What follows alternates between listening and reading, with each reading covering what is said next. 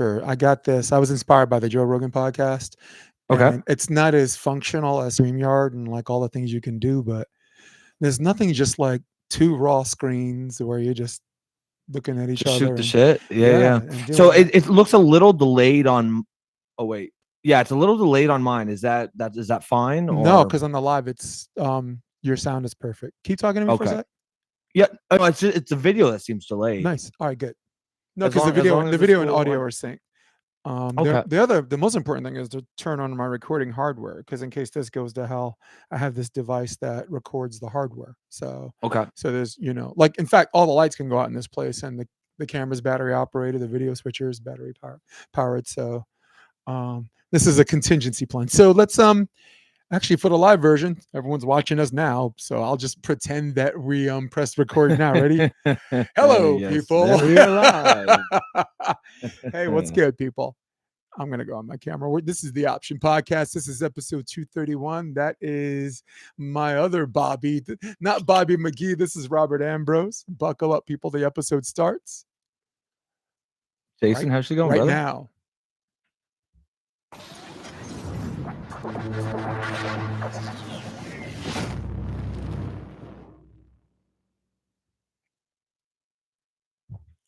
It's good, brother. It's good. It's good. It's great. It's nice to be here on your turf. It Usually really is. you're over on in our neck of the woods. Yep, and approaching our neck of the woods is Prairie. He's already here. Oh, is Prairie here too? Yeah, Nice. I thank the Lord I run a tight ship, because I recently put pressure on myself to make all of the episodes live. And it makes a big difference, eh? well, How do you find California, it? you got these hippies that are like, chillax, man, I'll be there in 5 minutes. But now I'm like, nah, you gotta come on time. So welcome everybody to the podcast. Welcome people from Canada. Welcome people from America, because I have the most qualified guest to opine and have a little political agreement and discourse on what's going on in both of the boroughs. This is Robert Ambrose. I'm Jason DeBiss, and this is The Option. You guys, Rob, on Political Orphans, had a great conversation about, and you've had a couple of episodes about the transition. And yes, we're going to start this podcast. And for everybody that thought I was going to have a volleyball guest, I got your back on Thursday. Yeah, that ain't I me. got your back on Thursday, and Ashley Clark and possibly Brian McDermott. We're going to have a coaches panel and discuss juniors volleyball, and that's going to be great. But until then, I'm going to talk Politico and find ways to get in my own way and ruin my own podcast. Okay, and of course, disassociate myself with people by introducing politics into sports.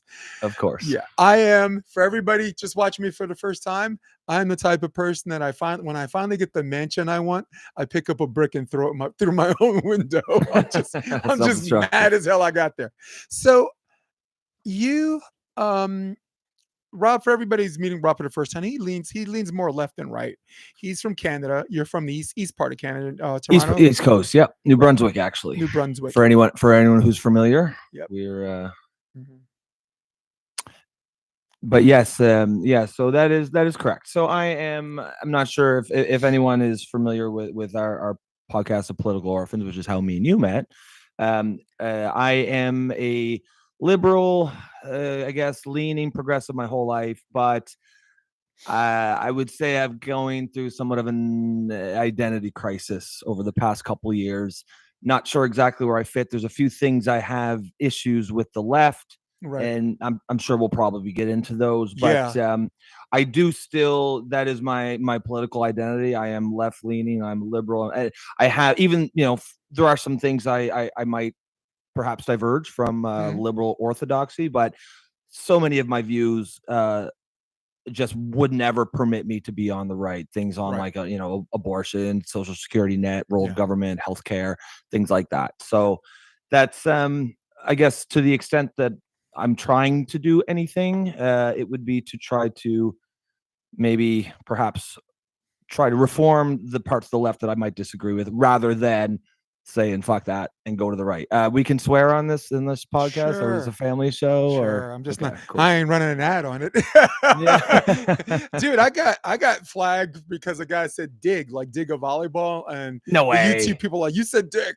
You said dick, and I'm just like, oh God. read the sentence. Here's a video, 2-minute video, and I timestamped every time they said the word dick. So, guys, Rob is here to rescue the Democratic Party, and he is here to show the Democratic Party how to fix it. So, everything you said, I'd like you to footnote that, and we're going to do a little time. We're not going to go chronological. We're going to do a little time jumping. Absolutely. Walk us through the American people, and of course the Canadians listening. Prayer is like, let's sing, baby. Got to give the people. There it is. Give the people what they want. So walk us through. And as an American, I see Trudeau. He gets elected, right? Yeah. He's young. He's ambitious. You know, he's pleasant on the eyes, and of course he has good hair because great hair. Politicians have to have great hair.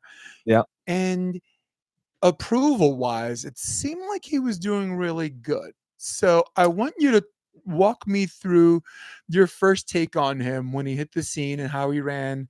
And it was almost Obama like, and I dare not put them in the same sentence because Obama is a once in a lifetime, once in a generation. No matter who you voted for, people, stop. Just stop. Yeah, go ahead. Yeah, no, so you're right in that sense.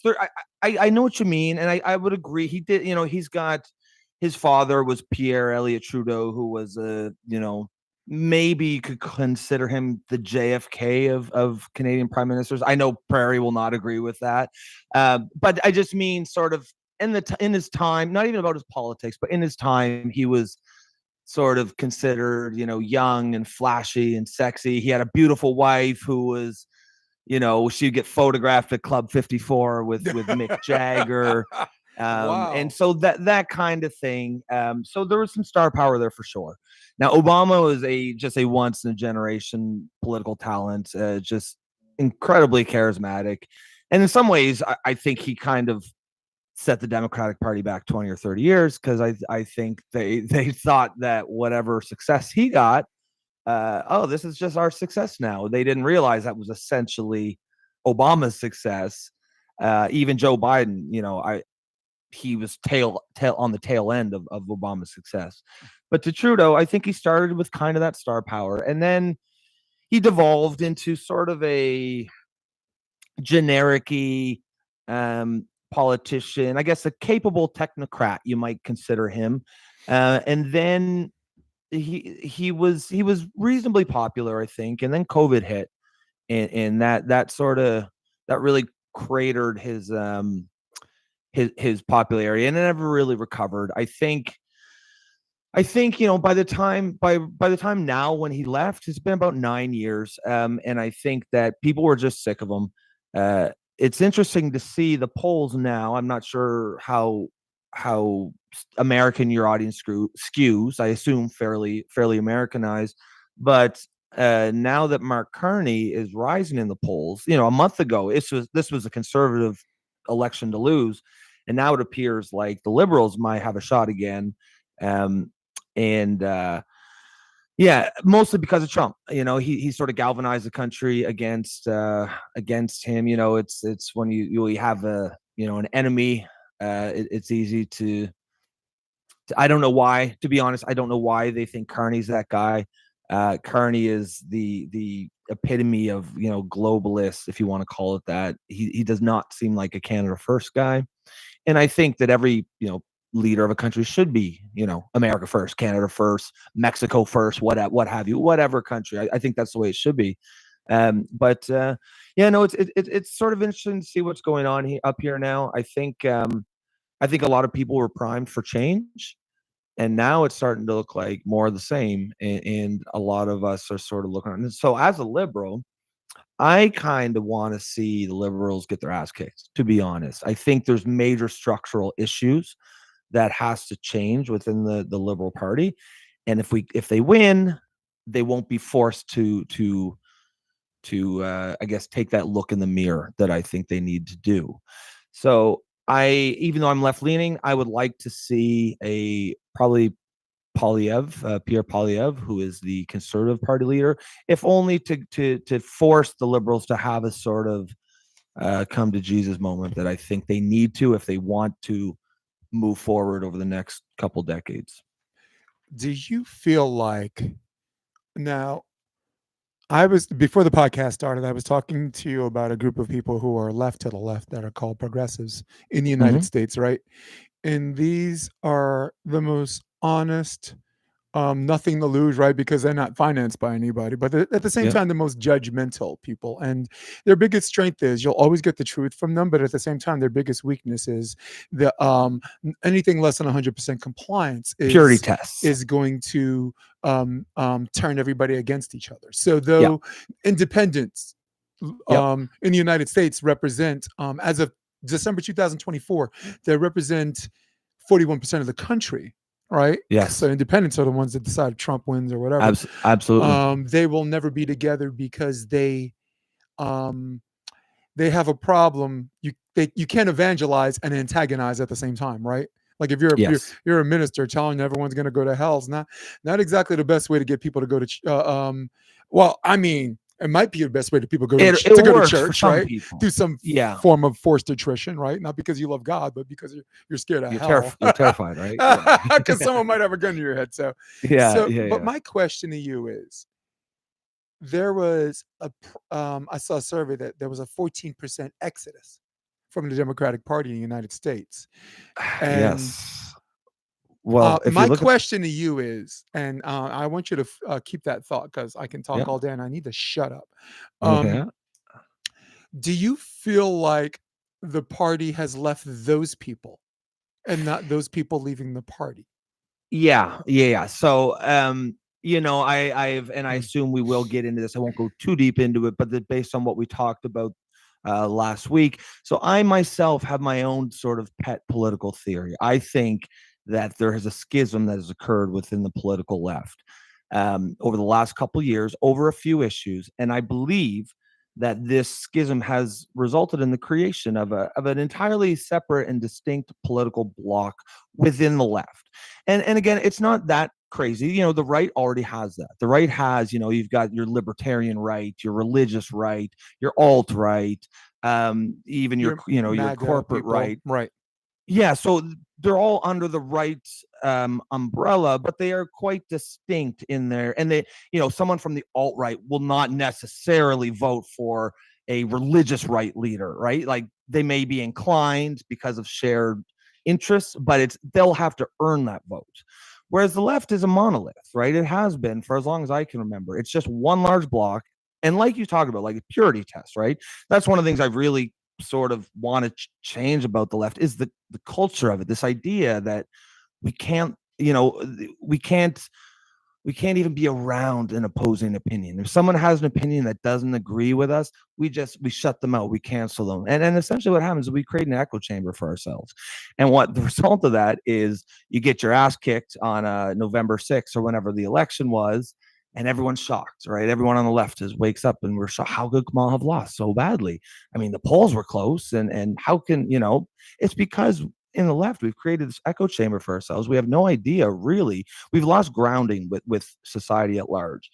And to your question specifically, I would say the people on this block that I've called the alt left, just for lack of a better term, I would say the very a common feeling that these people all have is that they have stayed the same. But they didn't leave the left left them. And that's how I feel. And that is how a lot of people. So I've got a fairly large Twitter account. I started talking about this stuff a couple years back, maybe 2 years ago, and at that time I had like 500 followers or whatnot. And now I've got like 40,000, and a lot of it is people who are sort of agreeing with some of the things that I say. But I believe that this group, this block of you call it the alt left, they will not necessarily vote for the left leaning politician that's offered just because we're on the left. And that's new. Up until now, you might not like Hillary, you might not like Kamal, you might not like Biden, but you voted for them because we're all on the left. But that's changing. And I think if you look at the numbers, I mean, Kamala got 7 million less votes than Joe Biden did in 2020. But Donald Trump got the exact same amount of votes. So they didn't go to Trump. Where did those voters go? I would argue that the voters are this new bloc that I'll call the alt left. And just so your audience is, again, I won't go into any deeper just yet. I'm sure we'll get into the specifics, but just very summarized briefly what this group is, and I will give you a very quick profile of what the alt left looks like. You've got probably a person who's probably 30 and over, has probably identified as a liberal or progressive their entire lives, has a sense of, they would identify with that phrase I said earlier, I didn't leave the left, but the left left me. They might consider themselves a political orphan. They know they'll never fit in over at the right, just because, they just can't. You can't. Yeah. Part of it's just identity. Like, we grew up, like, a lot of it is just, our values. Like, for me, I'm 42.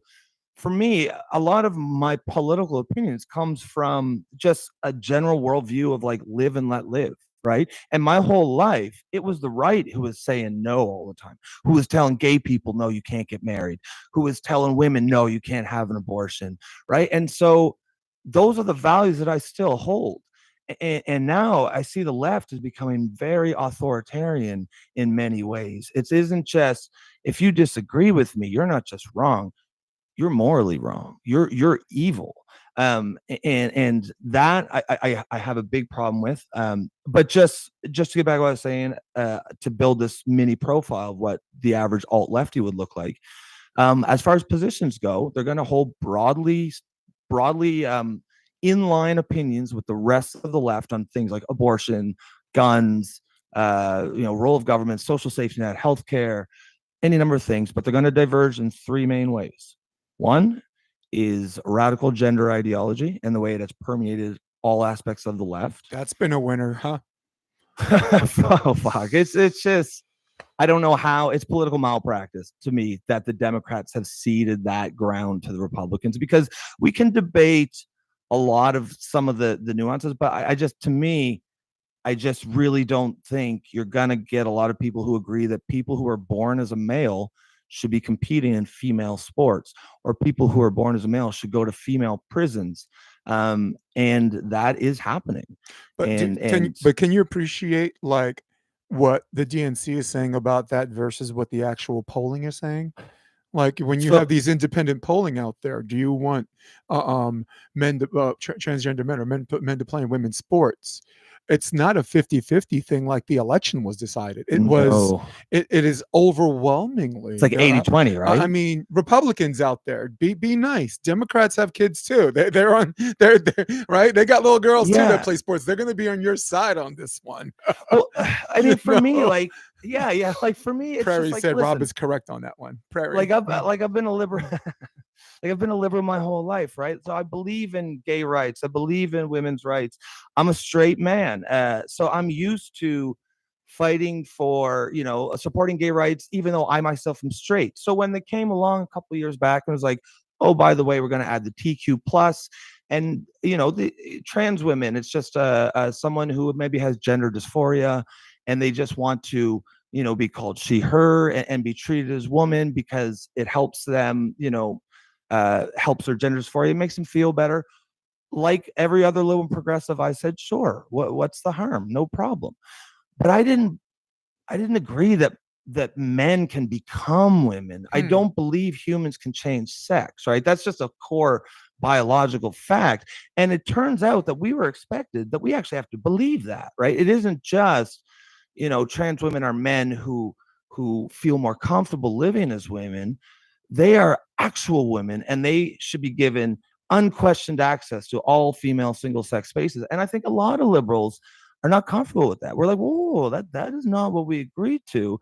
And it was sort of backdoored. And I don't want to go too much into that, but I'm sure we'll talk about it more. But that was the first issue. The second one is identity politics. And I'm sure we'll talk about that more. But for me, it's more just the idea that identity should be centered in everything. There's always a conversation to have to talk about, racism, systemic racism, discrimination in all forms. But I don't think it's helpful to constantly center our immutable traits in all aspects of life. And it does seem like that's what the left is doing. Partly, it almost seems like listen, I thought on the left we were trying to strive towards this post-racial world, or a world where race didn't matter and sex didn't matter and gender, we were all equal. But now it turns out that, like, no, if you want that, you're racist. If you want a world where you don't see race, you're racist. Race must be centered in every single interaction. Gender must be centered. And to me, I just don't think that's healthy. I don't think that's the right way to address this problem, because you can't legislate attitudes, right? Attitudes will happen in due time, but you cannot constantly put in place laws and policies to try to change attitudes. By all means, like, laws should be done to eliminate any discrimination in law, no discrimination in the housing market, job markets. That's the place for, like, laws and policies to be constantly, but you can't, like I said, you can't change attitudes like that. That has to change. So I just think that if we're trying to get to a place where race is not really a thing that, and I understand there will always be racists, of course there will, but I think if we want to get to a place where what you might call a post-racial world, or just any type of thing like that, the constant centering of all aspects of identity only creates these divisions. Like, if we're trying to become a whole society, one society without cracks and divisions, and that may not be possible, but at least it should be an ideal. I think the constant centering of identity in all aspects only it prevents, it forces cracks in society, and that in those cracks is where discrimination and those things can thrive, can breed. So my take on that aspect is, I just think that the way that the left is treating identity as the be all end all. I mean, like, look at, like, it was Martin Luther King who said, I someday I want to see a world where a man is judged by the content of his character and not the color of his skin. And that's the world that I thought, as progressives and liberals, we were trying to get to. But I don't know how we get to that world when we are constantly focusing on the color of someone's skin, or Right. their gender, or their sex. Well, sorry, go ahead. I think and the majority of Republicans got it right, because almost everyone that I met that says they don't see race identifies more on the right than the left, right? Yeah, I And agree. it's a very, very noble statement to make, and I think I'd like to start with them first. I think they're missing the point, because you do see race. You Of do see my course. black skin. You do see my off black skin, my white skin, my Latino complexion. You do see my accent, right? And I think where the left got this right, at least in the beginning, was, hey, you see me. I'm black, you're white. I'm from the city, you're from the country. Let's have a beer. Let's tell jokes together. Let's be comfortable, and let's actually just throw this race thing out there, and where we can all just laugh together. You know? It's like, you're a fat redneck, and yeah, you know what? I can't. You know what? You went to night school, got marked absent, right? And you can tell these jokes, right? And if you're comfortable in this position where we can all laugh together, then you can see race and celebrate race where you comfortably can say, I don't see race. Exactly. All Yeah. right. Now, from the Democrat side, they accomplished their mission, and then they took it a step too far, right? Mhm. Because now now that you got people to see race, now you actually have to identify what racism is, right? And before Yep. you and me even go any further, I just want to ask if we agree on this definition. Racism, to me, is the inherent belief that one is superior or inferior based on one's race. How am I I agree. doing? Is that good enough? Yep. Let's Right. agree with that. So if the left is going to continue to identify these races as, like you said, a monolith, Mhm.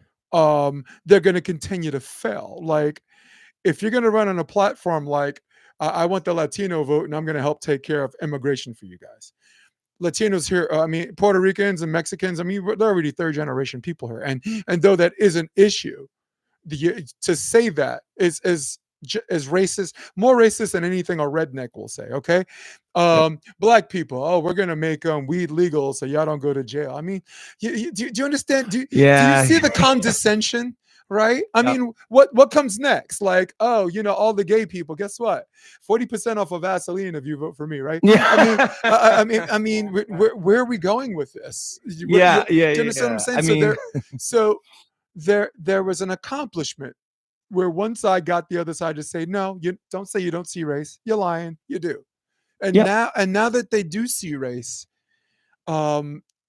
Democrats, chill the F out.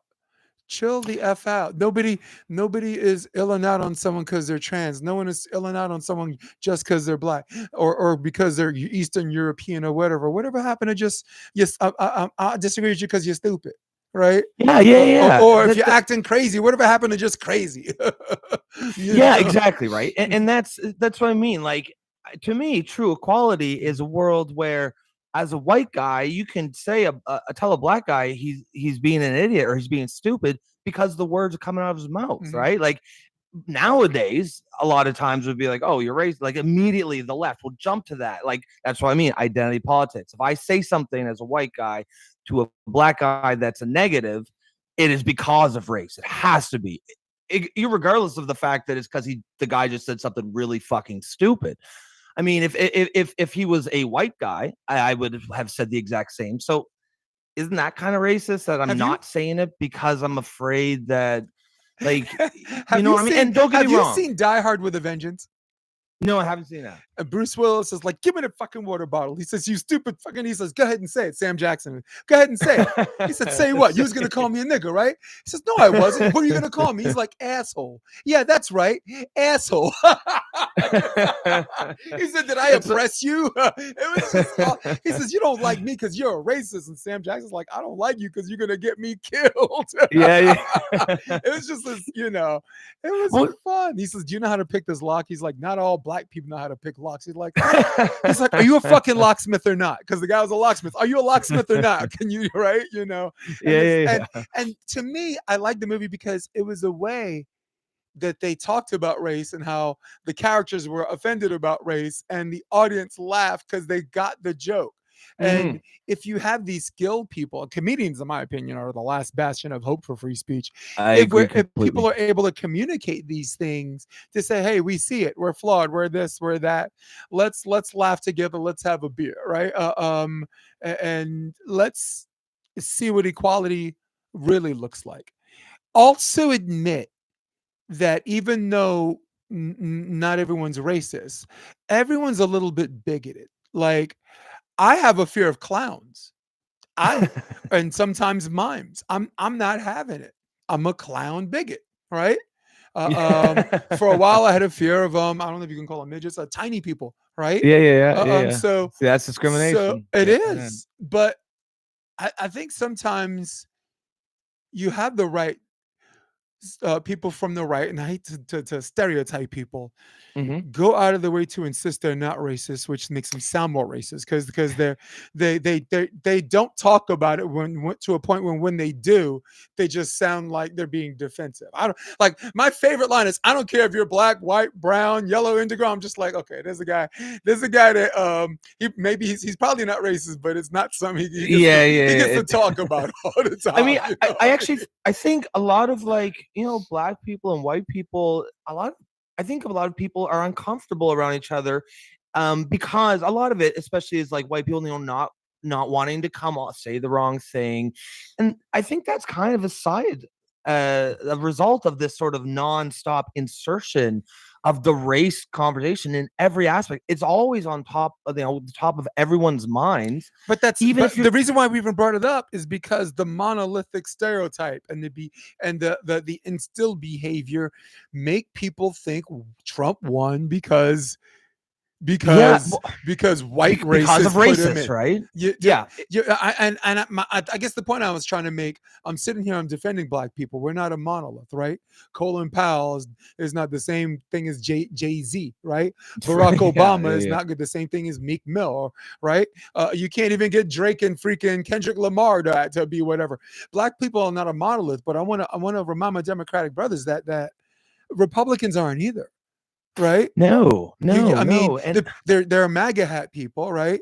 There are people that gave Biden a chance and want to change. There are people that object to election by selection, which I'm going to footnote that because you and I are going to have a little fun with that, because at the end of the day, we're not here to fix the Republican Party. We're here to fix the Democratic Party. You're welcome. We are here for you. That's us. Yeah. We are here. Have no fear. We are here for you. What are you going to say? Finish your thought. I wanted you to... Yeah. So, I mean, I think like I agree with everything you say. And I feel like, you know, the fact of the matter is there are still racists out there. And so that's why you need to keep your powder dry, right? If everything is racist, then it's real hard to call out the actual racism. I just think a lot of it is just a culture thing on the left. It is a cry wolf thing, right? Yeah, exactly. And they always jump to race. Like, I want to see the left get to a place where the assumption is not racist just because the interaction might be between a black person and a white person. Now, we're all intelligent adults. We know what actual racism looks like, right? We don't need to like be so paranoid that we can't see it, that we just preemptively call out any mere recognition of race as racist, right? Let's just wait until we see the actual racist. Your guy Prairie is killing it. He's like, oh gee, sorry, Jason. Every time I mention Carney, I have to use the clown. Like he has like the two clown emojis. Clown. Yeah. I will look. I almost pieced up a mime. I'm near NYU, and one's miming me, and he's following me. And when he started following me, I walked faster. And as a mime, he walked faster, and I stopped. I was like, "Yo!" And when I said "Yo," he stopped because he knew he's gonna get pieced up. He's gonna get a 3-piece and a soda. You know. So no, but I really like the way you address that, because it's. Look, racism is not a joke, but talking about race should be, right? Any white guy that wants to listen to Dr. Dre, you can't have a Dr. Dre song without the N-word, right? Or like Kanye, right? I ain't saying she's a gold digger, but she ain't messing with no broke. Right? No broke. They're gonna say the word. They're gonna say the word, right? All right, but it's gotten to a point where you can guys, relax. We're aware of it. We're so aware of it. We don't even use it in the third person, which, in my opinion, has always been ridiculous. Like, if you can't address something in the third person, it shows you're a slave to language and you're incapable of solving real problems because you're hysterical about problems that don't exist. Trust me, okay? You know, like Joe Rogan, they did a whole, there was a super PAC that did like an N-word compilation of things that he used in the third person. And they just took clips and N-word and nigga, just that the same way I'm doing it now, right? And just cut off the end, cut off the desensitization completely. Or right? No, they got rid of the context. Yeah, right?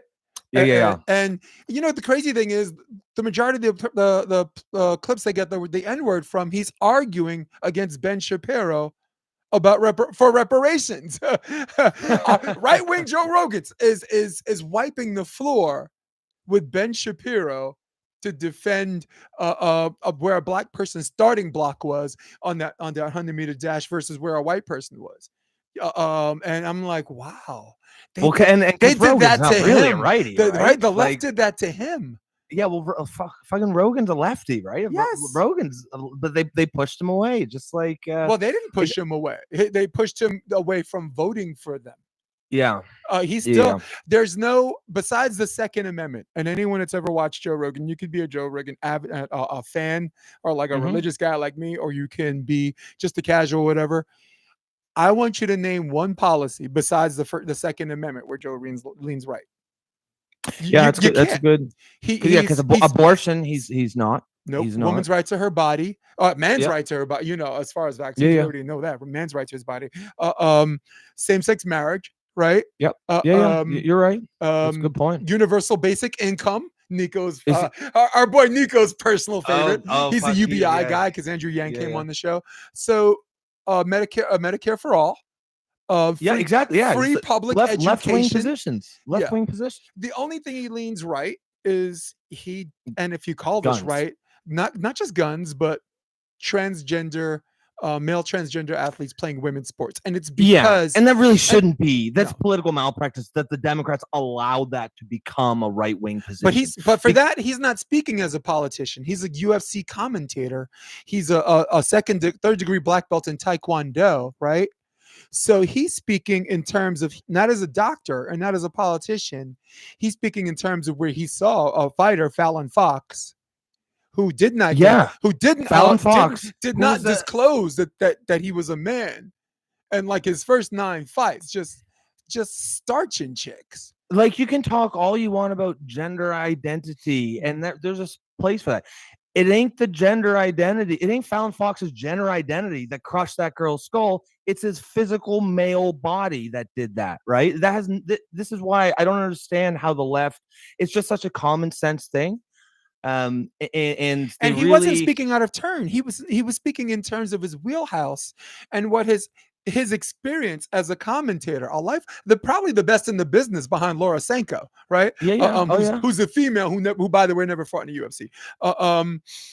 She's number 1 in 1A, but he's speaking in terms of his wheelhouse. Like for me, the volleyball thing, I don't know if everyone saw the volleyball video of that girl getting smashed, right? What was her name? It was a high school player. Peyton McNabb or something? Now, she is a terrible example because in my wheelhouse as a volleyball coach, if you watch the video, she's supposed to be front row blocking that person. And she ended up pulling off the net to play defense. And when you pull off the net, you have less distance between yourself and the net.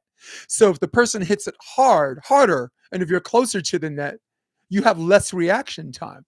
And there's about a half, any girl who's going to a Division I college would have hit her with the same speed. So I don't like that as an example. Okay. So she was more of an example of poor coaching. So Piers Morgan, if you're out there, this whole notion, she would have a scholarship. No, she was poorly coached. She was overfed, underfucked, and she wasn't anything any Division I person was saying that's my prospect. Now the San Jose player, Blair White. No, not Blair White. I don't know, Fleming or something like that. But Blair Fleming. Now that's a better case because everyone's at the same level, and now you get a guy. And for the people who don't watch volleyball, a men's height net is 8 feet. The sides are no higher than 8 feet. The middle no lower than 7'11" and 5'8". So let's just call it 8 feet, right? A woman's height net is 7'4" and an 1/8.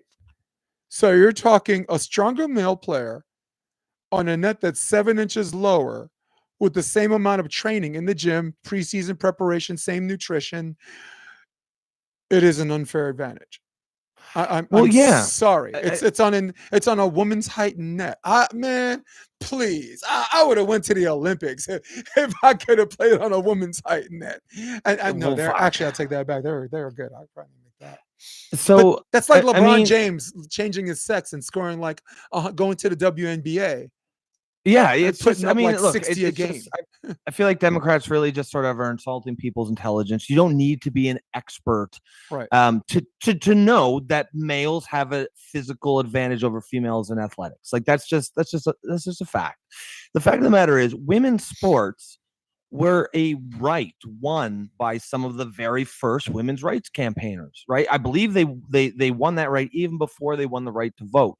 It wasn't until the 1900 Olympics in Paris, France, that women's had their own sports. And until then, there was not a woman in the Olympics because, yes, of course, an elite female athlete will probably be able to outperform the average guy.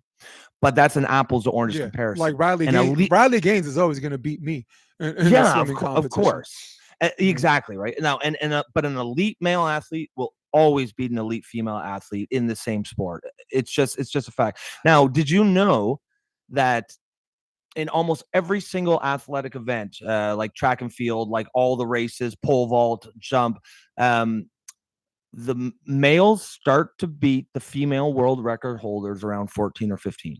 The very best high school boys at 14 and 15, that's when they start to beat the female, like in every single event. There's every single one, and it's not even close. The women's soccer team that won the World Cup 3 or 4 years ago, just before they won that, they went on a tour to play high school teams in Dallas. They lost like 7-2 to the Dallas high school. I'm sure it was a all-star team, but they're still 14-year-old boys, and they are dusting the very best women in the entire world. So like, it insults people's intelligence, I think, to say that there is no advantage. And we're not trying to diminish women's sports. We're trying to say that they're different they're different leagues for a reason. You know what I'm saying? Like exactly. I do not lose interest in a woman's sport because I think men can do it better. Caitlin Clark played for Iowa State last year. Let me tell you something. NCAA Final Four, was I watching her or was I watching the men? I was watching her. So it's not like, oh, she's good, but men can beat her, so I'm not going to watch women's sports. So I need people to be careful with that, right? Like, for sure. Yeah. I mean, Caitlin Clark is bringing in an entire new generation of fans. I mean, that's really, I think, Serena. what the Yeah, absolutely. I mean, that is legitimately getting a lot of attention over the last couple of years, and I think that's great. But yeah, you're right. It does not diminish women's sports in any way to say that men have an advantage over women. That's just understanding biological reality. And anybody who's ever played any sport at any type of competitive level understands this, right? And I'm glad they fought. Do you know why? Yeah. Because in order for women to get paid, in order for women to get recognition, sometimes you need this level of extremism to bring it to the middle, right? Like right now, that's right. NCAA, like on all of the college networks, Big Ten Network, Longhorn Network, whatever, women's indoor volleyball is the third most viewed sport, only behind men's basketball, men's football, which we know are not. But men's basketball, men's football for college is not just a college sport, right? It's not like this competitive atmosphere for the college atmosphere. It is a moneymaker for TV deals. It is a moneymaker for professional leagues, for drafts, right? So there's a lot of money in that.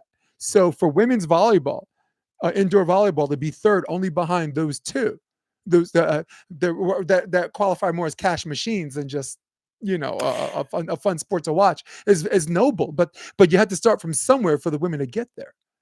Yeah, of course, right? Of course. And it's just, you look at cases like what's the one that everybody that really sort of put this issue on the map a few years ago, Lia Thomas, right? Was a Division I swimmer, William Thomas, and he was ranked 450th in the NCAA. The very next year, he was first overall. Like, we're not idiots here. Like, we understand what's going on. And there's another aspect of this that goes beyond just the athletics, and I don't think you can ignore it either, is that once these men or male-bodied people, if you want to call it that, once they get permission, or once they join the team, they are treated in almost every case as the exact same, which means they are changing with these women. They are, and Riley Gaines, right? She competed against Lia Thomas, and and I've heard stories from several other women that also raced against him. They're like, I don't want to be transphobic, but I also don't want a penis in my face when I'm changing. Like, women do deserve dignity and privacy away from male-bodied people. I don't think other men want that either. No, I know, but like, whoa, Rob, you just took my left eye out, man. Whoa. Exactly, right? Yeah. But like, it was just one. It was just one. Yeah, just one. As long as it's just one dick, it's cool. It's cool. But like, yeah, it's just, I don't know. It's sort of like Democrats really, and I think they do this on a lot of issues, but they really, I think, insult the intelligence of their followers. Right. And I think, we've even talked on the orphans about, how Malcolm X, he says, much more be worried about the fox and the fox. The wolf, right? Because the wolf, is a wolf. The fox, and in that analogy, the wolf is Republicans or right wingers, but the fox are these, white Democrats who, to your face, will say one thing, but they'll stab you in the back as soon as, like, I think his metaphor was rather genius, because he was really talking about their teeth look the same, except the fox, their teeth looks more like a smile. And they look friendlier and they look furrier. Like, I think I'm gonna go put my hand and pet that fox, and that fox will fuck your shit up, boy. they just, it's like owls, right? Like, owls look all curious and friendly. Woo, dude, an owl will fuck your shit up, dude. Oh, fuck yeah, they will. But like, I think the reason I brought that analogy up is I think a lot of establishment Democrats like DNC it seems like they've had this belief that they're entitled to a black person's vote just because they're the Democratic Party.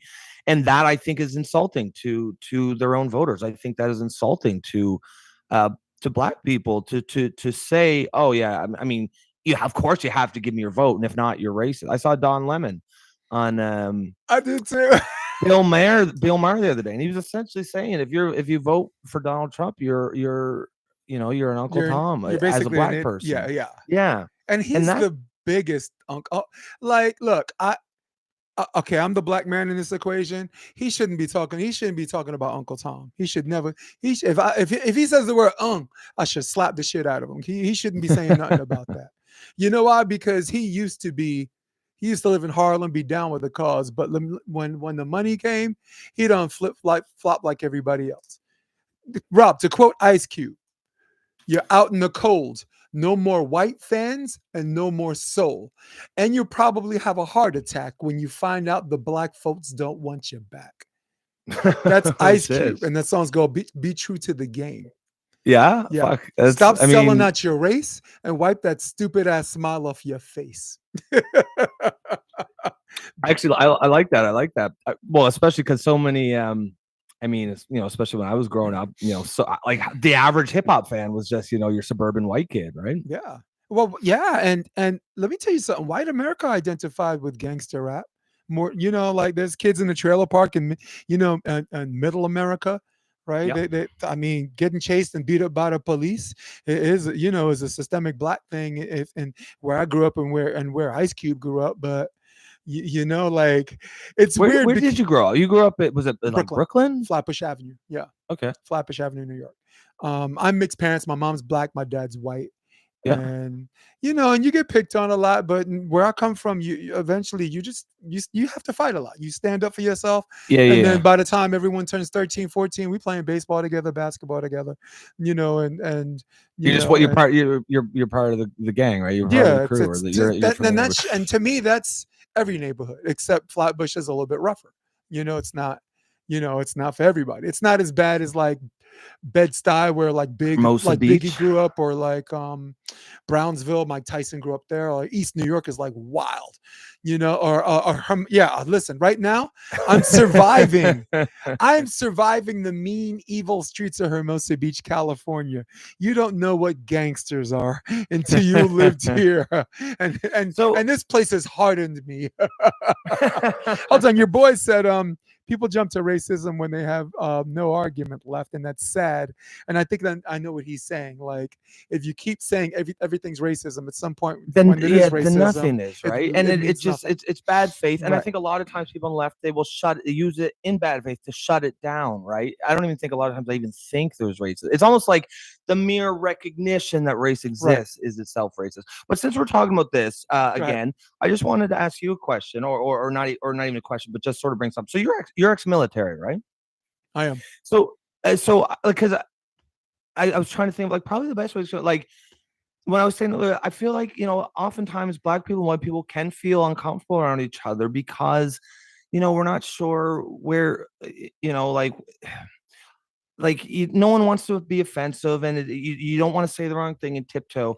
But I remember when I was in the military and I had you guys you're with, like, there's some of those, some of them were black, all races, all colors, but none of that existed. It's just the nature of the military, the nature of your army buddies, right? Like, that, like, all those divisions. There would be less racism if everybody served for 2 years. Oh, absolutely. I served more than 2 years.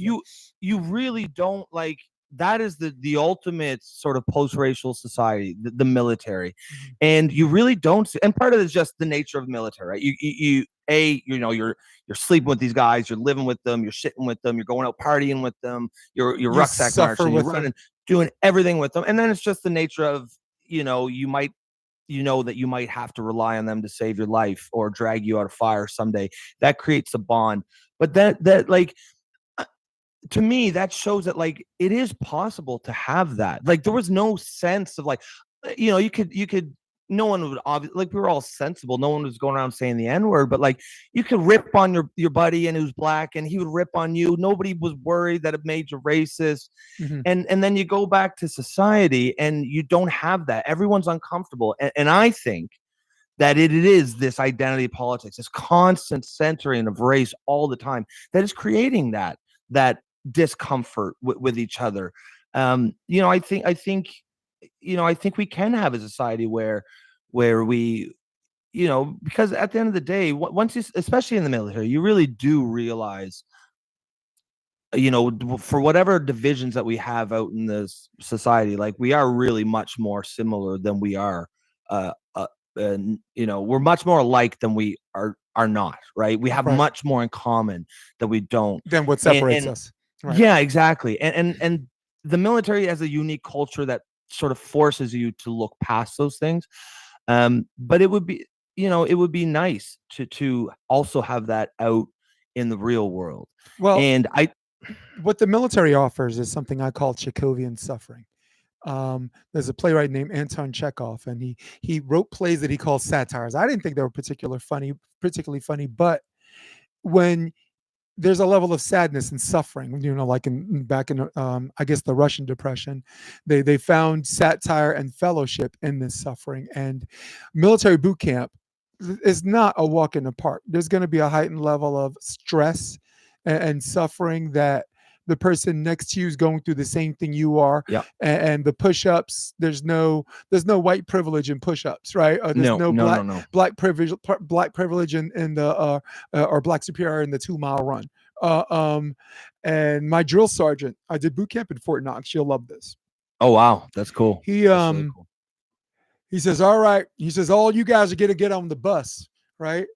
And he says, when you get on the bus, there's not going to be a black and white. And we're all looking at him like, black and white? This isn't the fucking 60s, right? So you got black people and white people looking at each other like, no. He said, from now on, you get on that bus, everybody's green. He says, you got it? We're like, yes, Drill Sergeant. He says, all right. Light green in the front, dark green in the back. Everybody started cracking up. And it was, and it is the example of what I was talking about, where you see race.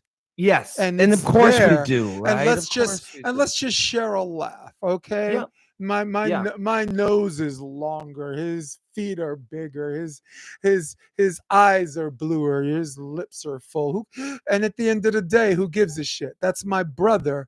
And in the military, if you're in a foxhole, that's the guy man.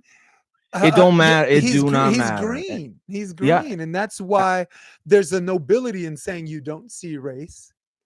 Yeah. But at the end of the day, the guy who has your back doesn't look like you. And all that shows is, does it matter? Does it matter? And it doesn't, want to right? live? It doesn't. Do you want to live? Yeah, exactly, right. And the military is the great equalizer. And I mean, even back in the 60s, right, when there was still some real serious racism in America, those boys out in Vietnam, I'm sure that there was racism within the military too, but I guarantee it was far, far, far less. Yep. Than back in society. And again, like I said, part of that is the unique military culture. But it does show it can be done. Did you ever see Crash? Which one? The one with Will Sandra Smith? Bullock? No, it's Sandra Bullock. Lawrence Tate. Everyone was in there. Brendan Fraser. Crash? It's called Crash. Came out in 2004, and it was like the racial tensions in LA. So basically, Dylan. I forgot his first name. Actor Dylan. Something Dylan. Yeah, you know what I'm talking about. He was in Something About Mary or something like that. Yeah. I know exactly what you're talking about. So Matt Dillon. Matt Dillon. Yeah. So Matt Dillon was a racist cop that pulled over this couple, right? And when he searched this African American woman, he went too far where his finger's supposed to go, as far as as far as a body search is going. Just absolutely humiliated and embarrassed this woman, right? And then at the end of the movie, this woman, she gets into a car accident. Her car's upside down, and the cop, Dylan, who goes to rescue her, goes under the car and says, "Give me your hand." And it's her. And she sees him and she pulls her hand back and just cowers over and doesn't want to give him his hand. He has to get in there and literally get her out. And then finally he says, please just hold on to me. She holds on to him. He carries her out and he ends up rescuing this woman that he racially profiled. And harassed and basically, I don't like to use the word finger popped, like in front of her husband, who was. Did he really do it? That's fucked up. Yeah, man. like let's say, is anything there? Let's go there. So he was this racist, just this crazy person. But I think the transition to his racism and to humanity was his mother was dying. And the only way he can get help, there was a black nurse that was like, all right, I'll come back to you, when you cool off. And finally he cooled off and they started talking. And then, he's rescuing this woman and when he sees her, you remember you did that to someone, and the person that had that done to them remembers you. And it's just this crazy moment. The car's burning. Was he like was he ashamed? There's gasoline all over the place. This car's about to blow up. I mean, this is serious shit. If he says, forget this woman, she gonna die. And I don't know the emotions because me being mixed, I don't have the luxury of being, completely racist or have this inherent belief that one is superior or inferior based on his race. So I have little to none of that in me. I might have some, I don't know. I'll self-examine. I might have some, but Crash. It's 2004. Won Best Picture. Everyone's in it. Brendan Fraser's in it. Sandra Bullock's in it. Lawrence Tate's in it. Ryan Phillip is in it. Dylan's in it. It's just this rock star cast of everybody. I'll have to check that out. Is Halle Berry in it? No, Halle Berry, I think, is Monsters Ball.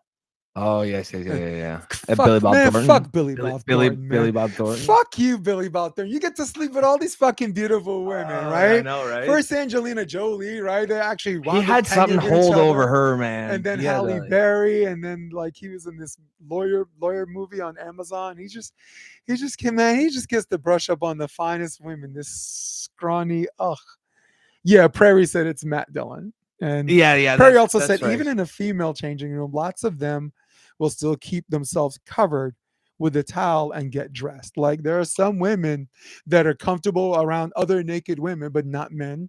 And then there's some women that are like, I don't even want other women looking at me. So never mind a guy or someone that identifies with a guy. So I'd like to table this transgender thing by finishing by saying this, and you can finish. I'm going to say this to the camera for everybody looking at home.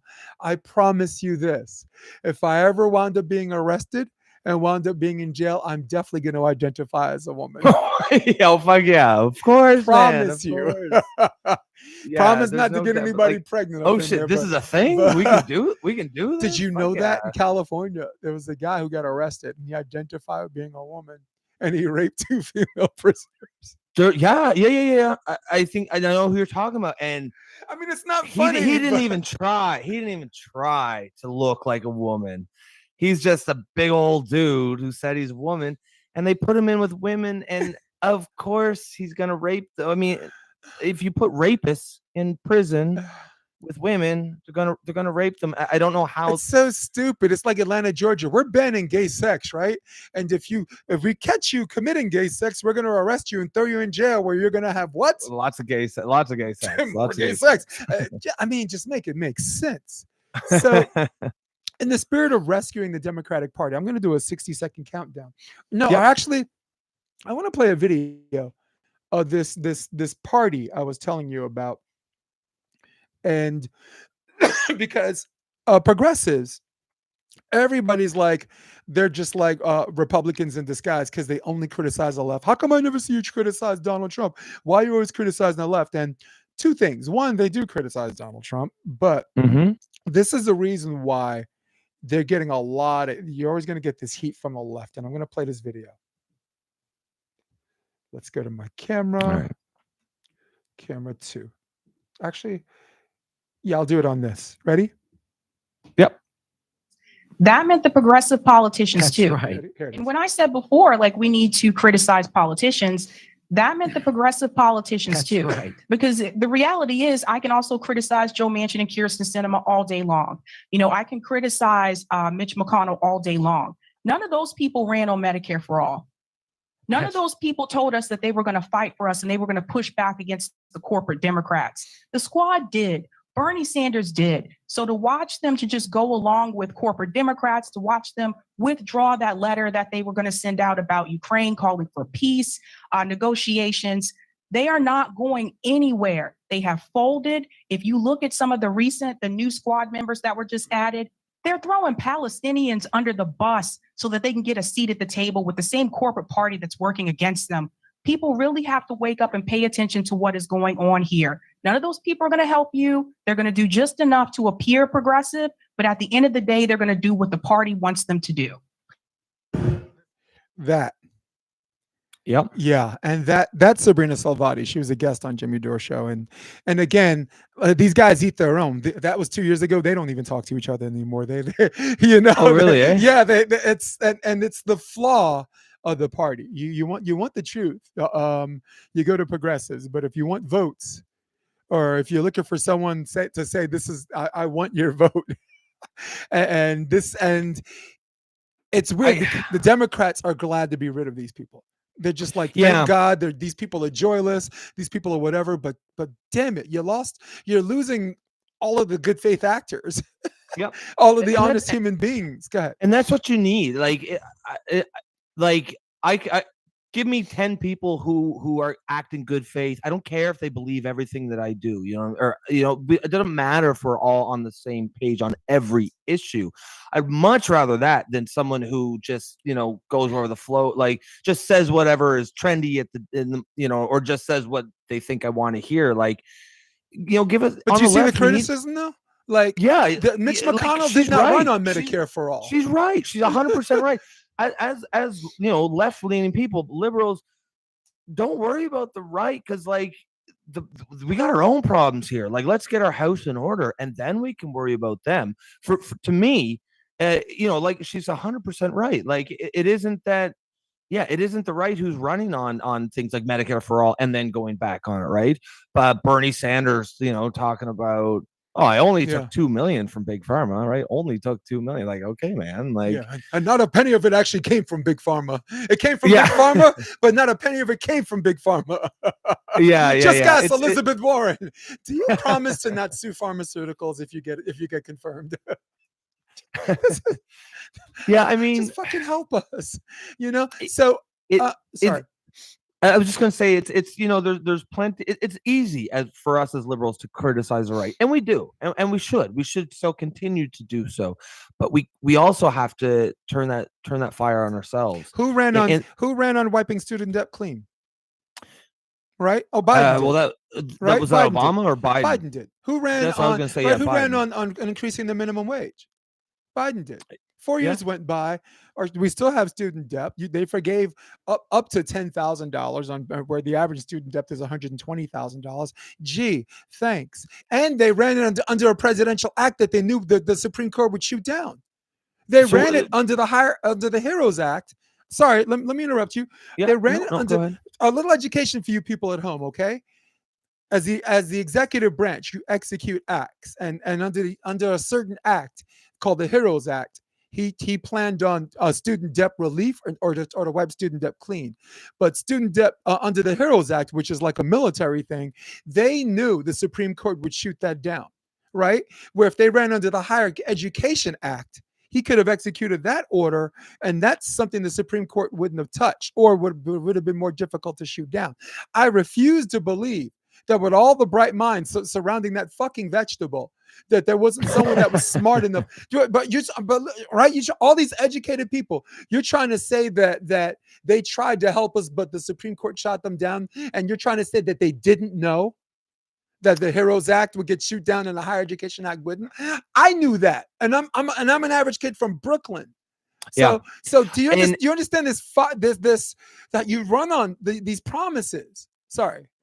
No, and I think you're 100% right, and I think that's exactly what I was trying to get at when I was saying Democrats really seem to really not have think highly of their own voters. They often will insult their intelligence, and I don't like a lot of the, like, for example, let's look at abortion.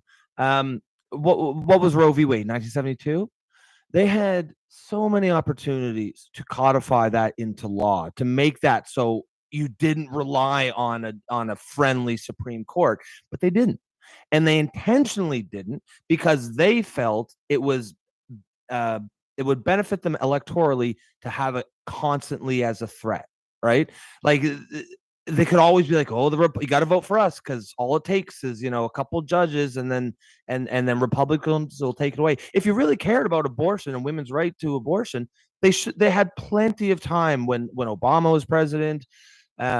Probably even, I don't know. Would you like me to give you 3 examples? Since we're having we're kicking in like a couple of fellas, bro. But for the audience and Prairie, who's like sticking with us through like no viewership and some viewership to all viewership. Prairie, you rock. Example number 1.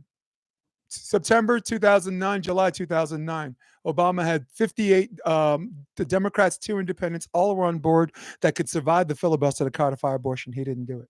All right. Example number 2, Kavanaugh. Trump can nominate these judges, and you can blame Trump for nominating the judges, but at the end of the day, the Senate has to confirm these judges. And the deciding vote on confirming Kavanaugh, which was the deciding vote for Roe v. Wade, was Senator Manchin, who is a Democrat, right? Yeah. Third example, Nancy Pelosi gave Henry Cuellar, who was running for a House seat in Texas, against the progressive candidate who is pro-choice. Henry Cuellar is a pro-life Democrat, and you had a chance to get him out there, right, and run a progressive that AOC was actually on the squad. The problem was the squad was getting too big. At that time, you had Jamal Bowman, you had Cori Bush, and you had Hakeem Jeffries, who's kind of AOC, and the squad almost had enough people to do something we call force the vote. Like, we're not, you give us Medicare for all, or you're going to be 13 votes short of which is what the Republicans did with Matt Gaetz and getting the speaker out, right? Yeah, that was a force to vote. So Nancy Pelosi navigated this person over the finish line, a pro-life candidate. So, like I said, it's the wolf and the fox. I don't expect. That's a great example of it. Them to look these people to look after. I don't expect a pro-life voter and a pro-life candidate to do that, but I do expect the people that ran on that platform. They ran on that platform in 2024. You can't be mad at Republicans for doing what they run on, trying to get rid of abortion. I mean, you can, but you pointed out something important. Every single opportunity they had a chance to say to back up everything they said. They chose not to, and that was those are intentional decisions. That is not. We didn't realize, like we forgot or shit happens. Yeah. No, it was they felt it was to their benefit electorally, and they were probably right too, by the way. But that's just such a cynical way of conducting politics. And I think a large part of what you see that's wrong with the DNC right now is that people they got caught up in their own sort of bad faith politics. People are starting to see it, and that just as a liberal, as a progressive, I think what needs to happen is just the left, or at least the left leaning parties all throughout the West, need to be burned to the fucking ground, and we need to rebuild that piece by piece, and that's take the things that work, get rid of the things that don't. Right, take the things. Okay, gay rights. Yeah, we like that. And do we want to go? How about listen to your voters? Yeah, exactly. How about Washington? The minimum wage got hiked because of progressives. They did that. Yeah, absolutely. Absolutely. Now their minimum wage is now $20 an hour because of on the ground, boots on the ground, progressives. Yeah, and there's a lot of broad support for bread and butter progressive issues, bread and butter liberal issues. Yeah, I have no idea. You can name a bunch of Canadians too, right? Like New York, exactly right. Christian Smalls, Amazon guy that got fired because he tried to unionize, and when he got fired, it left him more time to unionize, and no one wanted to help him. AOC is like, you're in Staten Island, it's not my district. But guess what? When Republicans, Democrats, Libertarians, liberals got together and said, we ain't going to go on abortion, but I can't feed my family right now. I don't have medical care. My kid's teeth is rotting, and I'm one medical bill away from being broke. All of them got behind Christian Smalls. He has a union, and of course, all of those motherfuckers jumped in front of the parade when he did the work. He put in all the work. They celebrated the win. This is sorry, it's sickening, and I didn't want you to lose your thought. It's classic DNC and Democrat, cynicism, and people are sick of it. Like, if you really care about abortion, like you listed at least 3 very specific examples, and I bet with Obama having the best shot. Yeah, absolutely. Because he had the votes. Yep. Yeah. I mean, especially that was it the his first term. They had like a shit ton, and not to mention that he said day one he's going to codify abortion. That was he was the candidate of the change. Yep. And we all know he was the candidate of the Affordable Health Care Act, and he will always be my favorite president because pass or fail, the idea was what the people wanted. It wasn't the DNC saying, you don't understand, you're stupid, you're little children, we're going to tell you what you want. He listened to the people. He beat an establishment candidate. Yeah. 2008 was probably the last time the Democratic Party or the DNC was navigated by their voters. Because if the DNC had their way, who would have been their nominee? Say it with me. In 2000, Hillary, of course, right? If they had their way.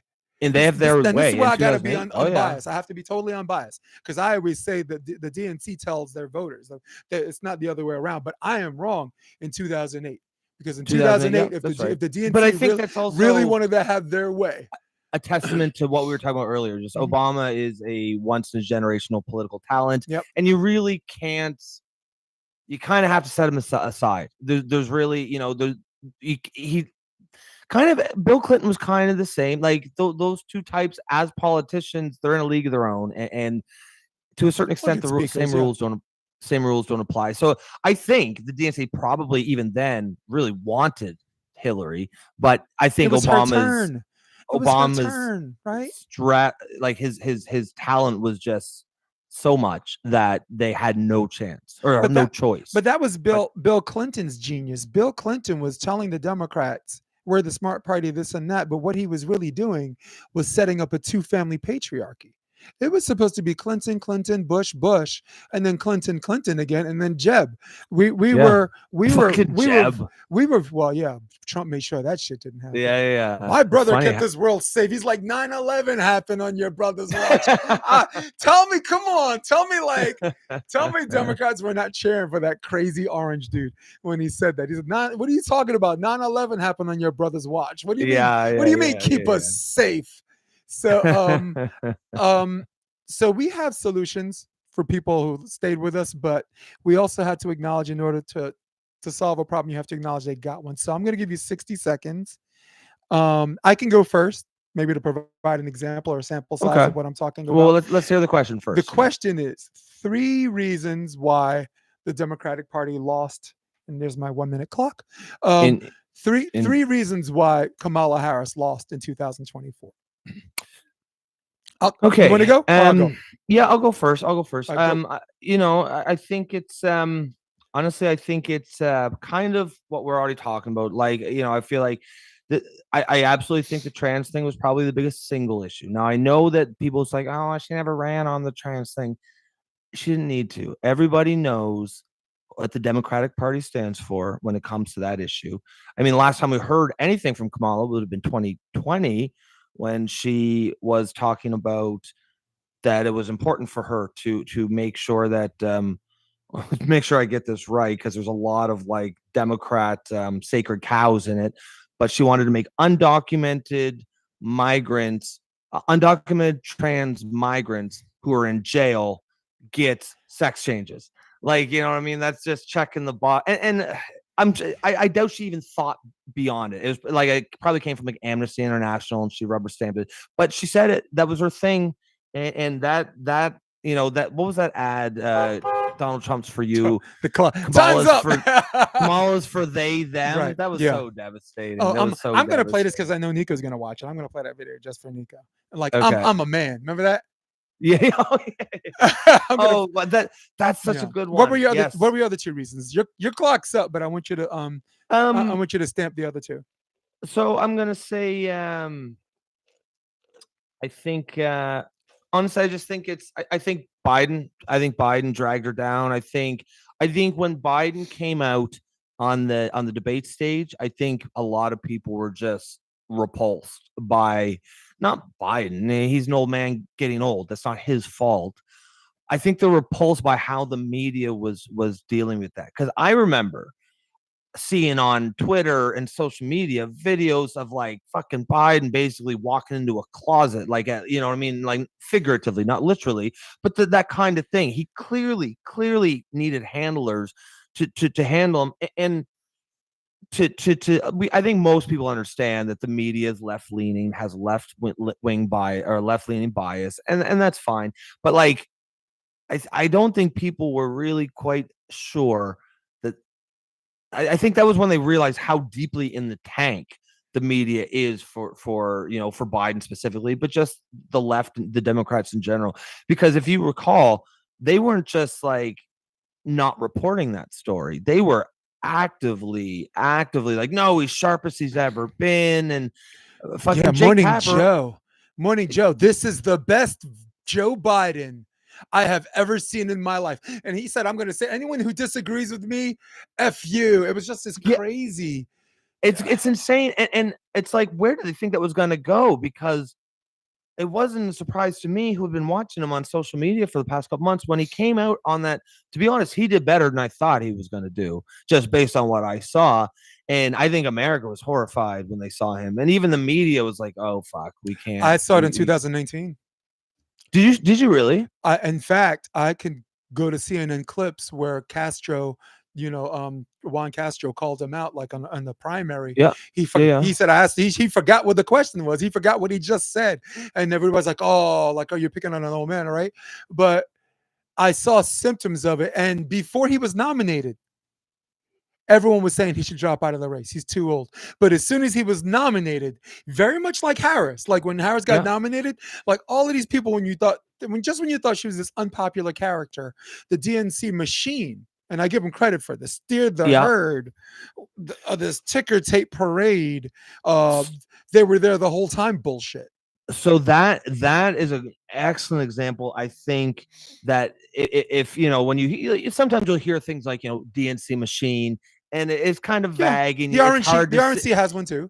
Hard to see what it means. Like it just has some feeling of like sort of inside baseball a little bit. But I think with that situation, it was so clear exactly what DNC machine means and the kind of power that they have, because just like the day before the debate, it was like, Biden's our guy, never been sharper, and Kamala was like, you got shamed for it, an afterthought, and you got shamed for it. If you even questioned it, we weren't talking. We were talking about mental declinement, and we weren't talking about age as a number, right? Yep. And all they did was hide up around the number. You're an ageist. You're an ageist. It's not the age, man. It's that he clearly has fucking dementia. I mean, that's the issue. And then, are you a doctor? How dare you medically? You can't medically diagnose. Exactly. Jake Tapper. Right? Jake Tapper. Did you see the book he just wrote?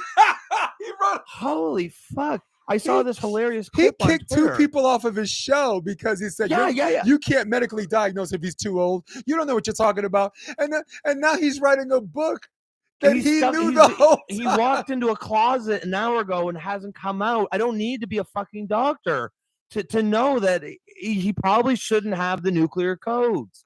He knew because he wrote right as of 2 months ago or a month and a half ago, Jake Tapper, guys, has a book saying how I knew of Biden's decline. So he's sitting there. The cynicism was so Why are we even bad. talking about a dying network? But what's your third reason? Sorry. I'll get to that in just 1 second. But I was just going to say, just to finish on my last thought there, I think, because if you remember, the very next day after that, the Kamala machine kicked in, and then it was like, not just Kamala's our girl, but it was like, of course, Kamala's always been our girl. And it's like, no, motherfucker, like, what? You know what I mean? Like, just this is gaslighting. That is not how I thought it was Groundhog Day when I fucking saw it. Yeah, it's just I guess the picture I'm trying to paint here is just this contempt that the DNC/Democratic Party has for, it seems like, all of its voters. And I guess I'll take that as my third. Right. Just, I think Kamala to a certain extent, she was probably cooked because a lot of these problems are structural and really aren't her fault. But I like what you said about the weaponization, right? If you're not for Kamala, it's probably because you're sexist and you're sexist or racist. You don't want a black and female, that goes back to and the occasionally black politics. female candidate, right? If you have a problem with Biden's mental decline, you're an ageist, right?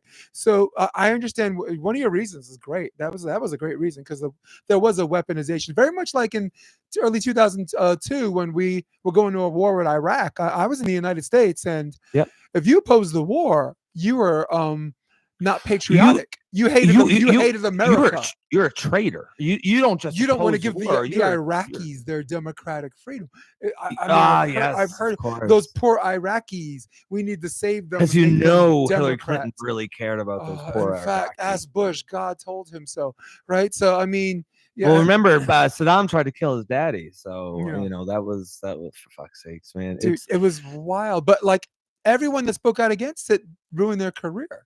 Phil Donahue had a show on MSNBC. Gone. Yeah. Jesse Ventura just signed this ridiculously long contract, and when they suspended him, it's a no compete contract, so they silenced him. He couldn't go anywhere, and the other network can talk about it.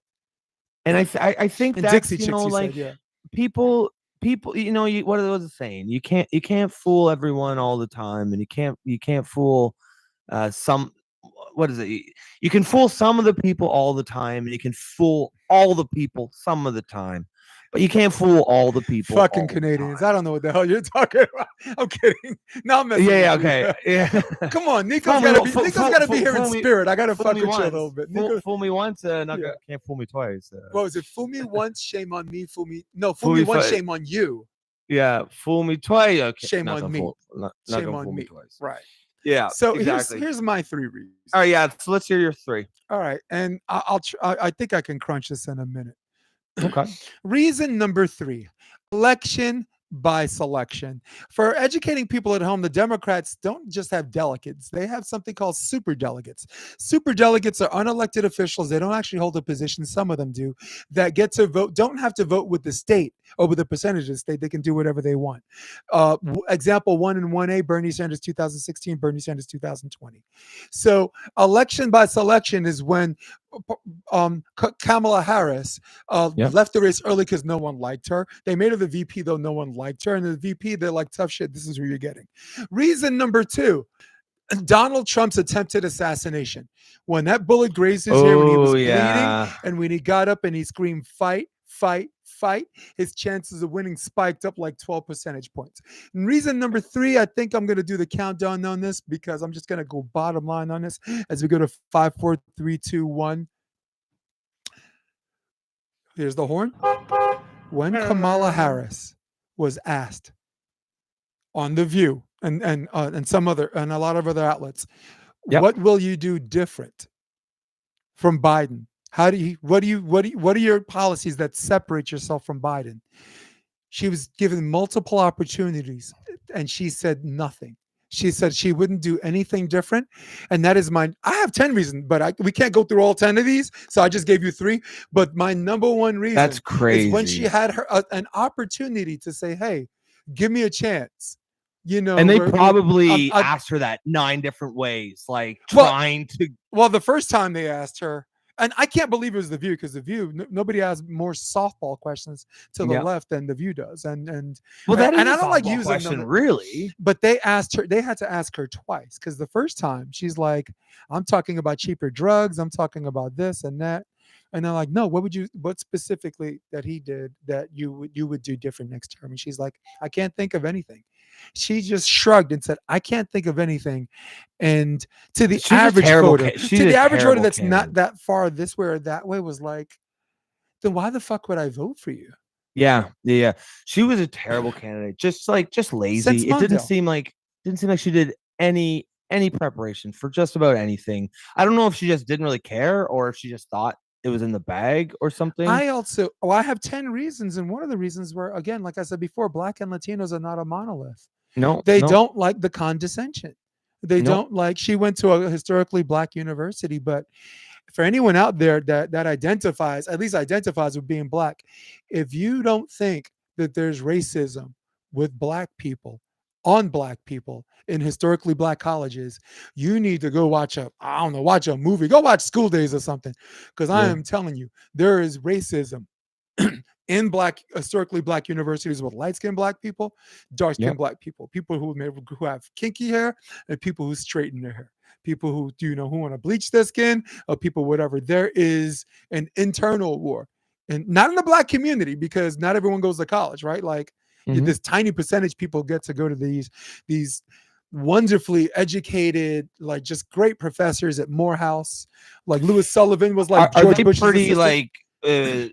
like competitive, prestigious, hard to get into for And you know why? Because there's a dynamic shift in who wants to teach there.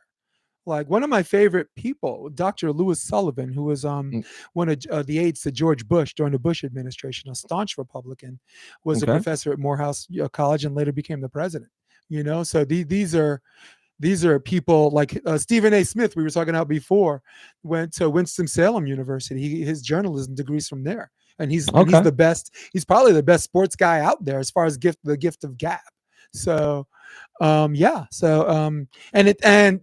also, by the way, it's not a place you get your cheap on either. They're expensive as fuck. Oh yeah.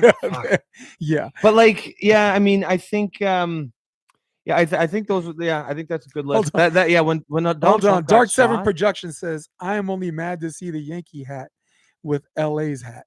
Oh, there it is. Prairie said, fool me once, shame on you. Fool me twice, shame on me.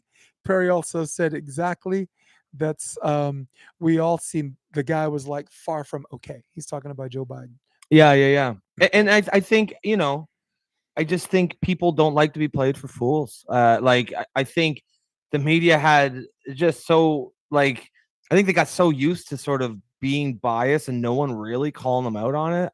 They thought I guess they got high on their own supply. Right. But I think that absolutely hurt Biden. I guess hurt Kamala. And then just to watch the DNC machine just whip into action, because she went from a nobody to not only was she always the one, but also you're a racist and a sexist if you don't vote for her. But never mind the weaponization. I'm talking about what she was before the DNC, not talked about, and so not desired. Everyone wanted Gavin Newsom. No, nobody wanted. Because if that was your girl from the beginning, we wouldn't have even been talking about Gavin Newsom. We'll put it this way: up until the debate made it impossible, unanimously, they wanted Joe Biden over Kamala. Vegetable Joe Biden. So I mean, that tells you how the esteem that they held Biden in, or sorry, that they held Kamala in. And I think I think what you said too about Black people and Latino people not being a monolith, I think that's a great point. And I think the Democratic Party doesn't seem to know that. Yes, I mean, of course, this is actually a great example of when I'm talking about identity politics. Yes, I think the Democratic Party, because they've obsessed with identity and only see things through that lens, they thought, well, these people are Hispanic. And most illegal immigrants coming from the southern border are Hispanic. Therefore, they will vote for us if we just, talk about Donald Trump hating Hispanics. Fact of the matter is, she was the border czar, so she couldn't. Most legal Hispanics who are here legally are maybe not conservative politically, like they don't vote Republican, but they are conservative spiritually. Like they are often very family oriented. They're very law and order. And a lot of them don't like what they see at the southern border, regardless of the skin color of the people. Right. What they see is just mass numbers, especially if you're a legal immigrant and you did it properly and you spent the 5 years or however long to see people just jump in. That would infuriate me. Well, you know who helped Trump win, right? Greg Abbott. Governor of Texas. with sending with the buses up north. That was brilliant. Because listen, for a decade and a half, that was kind of their problem, and people were always allowed to say it wasn't as bad as everyone thinks they are. These people are human beings. Exactly. How could kids in cages and all that stuff, right? How can you call yourselves Christians, right? But as soon as you put them in a bus, to say that as soon as you put them in a bus and drop them off at Martha's Vineyard, do you know like you're Canadian. Do you have an appreciation of what Martha's Vineyard is? Oh yeah. I mean, we're East Coast talking the creme de la creme. It's where the right? billionaires kick out the millionaires. And all of a sudden yes, you got exactly right. all of these people dropped off on a bus. And these people right now, this is not their homes. This is their vacation homes. And now they're panicking because they're not. That's their vacation spot, and they think an immigrant's living there now. It was the whole thing that was brilliant because there's nothing like New York can say because hey, you guys say it's no problem, right? You're saying there's no problem, so you shouldn't have any problem. I hate Greg Abbott. I hate his guts, but that was fucking genius. And that's actually a good segue to if we have audience who's here from the whole time when I was talking about the alt left. Seven's from New York. Remember, I had 3 issues that we diverged from the political left. That was gender ideology, that was identity politics, and the third is immigration. It isn't necessarily that I would say people on the alt left have a firm position on immigration. It's more that we need to be able to talk about it. We need to be able to discuss immigration without being called racist, right? Right now, if you have any position on immigration other than open borders, everyone who wants in comes in, you are a racist. And that's bullshit. The fact of the matter is, like I would say, like broadly speaking, if you're on the alt left, you think immigration is a good thing. You think that, you'd like to see it. You think that being one of the few countries in the world that people want to come is a huge strategic advantage, but only if you utilize it correctly. Who is affected by immigration? Finish your sentence, but I have that question. Yeah, it's a rhetorical question, but who was affected when all these people got busted? Well, yeah, and that's the point. Is like if you want to, like, so far, what we've been told up until very recently by the left is immigration is a unambiguous good. There is no downsides. It's only good, and that's just not true. That's just not true. Now, if you want to make the case that we need mass immigration because of our low birth rate, what have you, fair. Let's live in Hermosa Beach, please. Yeah, I mean, I don't agree with that necessarily out here, bro. But let's have that. We can have that debate. But you cannot deny that there are downsides to it, and those downsides have nothing to do with the color of the people's skin. It's just the fact that human bodies will tax infrastructure. They will put strains on healthcare. They will drive up the cost of living just from demand for housing. That's housing market is just like any other market. Right. It's going to respond to supply and demand. And if you increase demand by injecting large numbers of bodies without increasing supply by an appropriate amount, housing prices will go up. Let's kind of go the other way on that a little bit too, right? Because we politics has this bad habit of stretching it into this false dichotomy where keep all them illegals out, right? That's one side. The other side, let's let them all in. Do you have a heart? You have a heart. Somewhere in the middle where everyone else is big gray area, where Dark Sevens, my boy who lives in New York, Prayer lives in Canada, like everybody in the comment section, make sure you smash that like button. Helps you the algorithm. But somewhere in the middle where the largest percentage of the world exist, know that there are people seeking asylum, know that there are people that are here and they just want an opportunity. And some people do it illegally and they want to make that up to them. In fact, a lot of these people that have these fake identifications, fake social security numbers, they actually pay tax, right? Without the social security benefit. So it's not like they're, a lot of them are not a weight on our taxing system when they actually have jobs where they pay tax, but don't get the return. So, that's what I'm looking for. Bring me your poor, bring me your tired, but let's not. Abbott really had to do that for these sanctuary cities to get the point, because these sanctuary cities right now, they don't want to be sanctuary cities. No. First of all, and again, what no one's talking about that, and the reason why I brought it up first, I'm sure that what was the place in Massachusetts again? Fucking man, why can't I think of that? Martha's Vineyard. Martha's Vineyard, yeah. Martha's Vineyard, I'm sure doesn't have that issue anymore. I'm sure. No. Listen, you got to understand who the police are really here for in America. Yes, of course. They are here for the wealthy. It's the people in Martha's Vineyard. They are here, right? These are security people. These are the plantation drivers for the massa, right? Yeah. And if the massa don't want to see any of that riffraff, that's not going to happen. So, I think you're right, and like with almost all things, the sort of the sweet spot is right in the middle. Mhm. But and that's kind of my point. It isn't. I would say that people on the left necessarily have a universal opinion on immigration. It's more that we need to be able to talk about it. We need to, in order to come to the best solution, we need to be able to discuss it without being called racist, and we need to be able to like come to a place where you might need to say, okay, this is enough people. Now, that number should be pretty robust, I believe. I think immigration should be robust. What I would like to see, I'd like to see, of course, there's always a space for like legitimate asylum claims, although it's pretty clear that the asylum system does get abused. At least in Canada, it does for sure. A lot of Right. our biggest we don't have the same type of immigration problem. Like there aren't people streaming in our southern border. A lot of it is Indians from student visas who are coming here and claiming asylum. I don't know that just growing up in a poor neighborhood in India is really what asylum is for. I mean, that's for people in war-torn countries. That's for people who are fleeing actual, religious persecution. It's not necessarily for someone who just doesn't want to go back to their home country because there's not any good job. That's not what it's for. And I support it because we're responsible. Yeah, we have Guatemalans trying to migrate to America.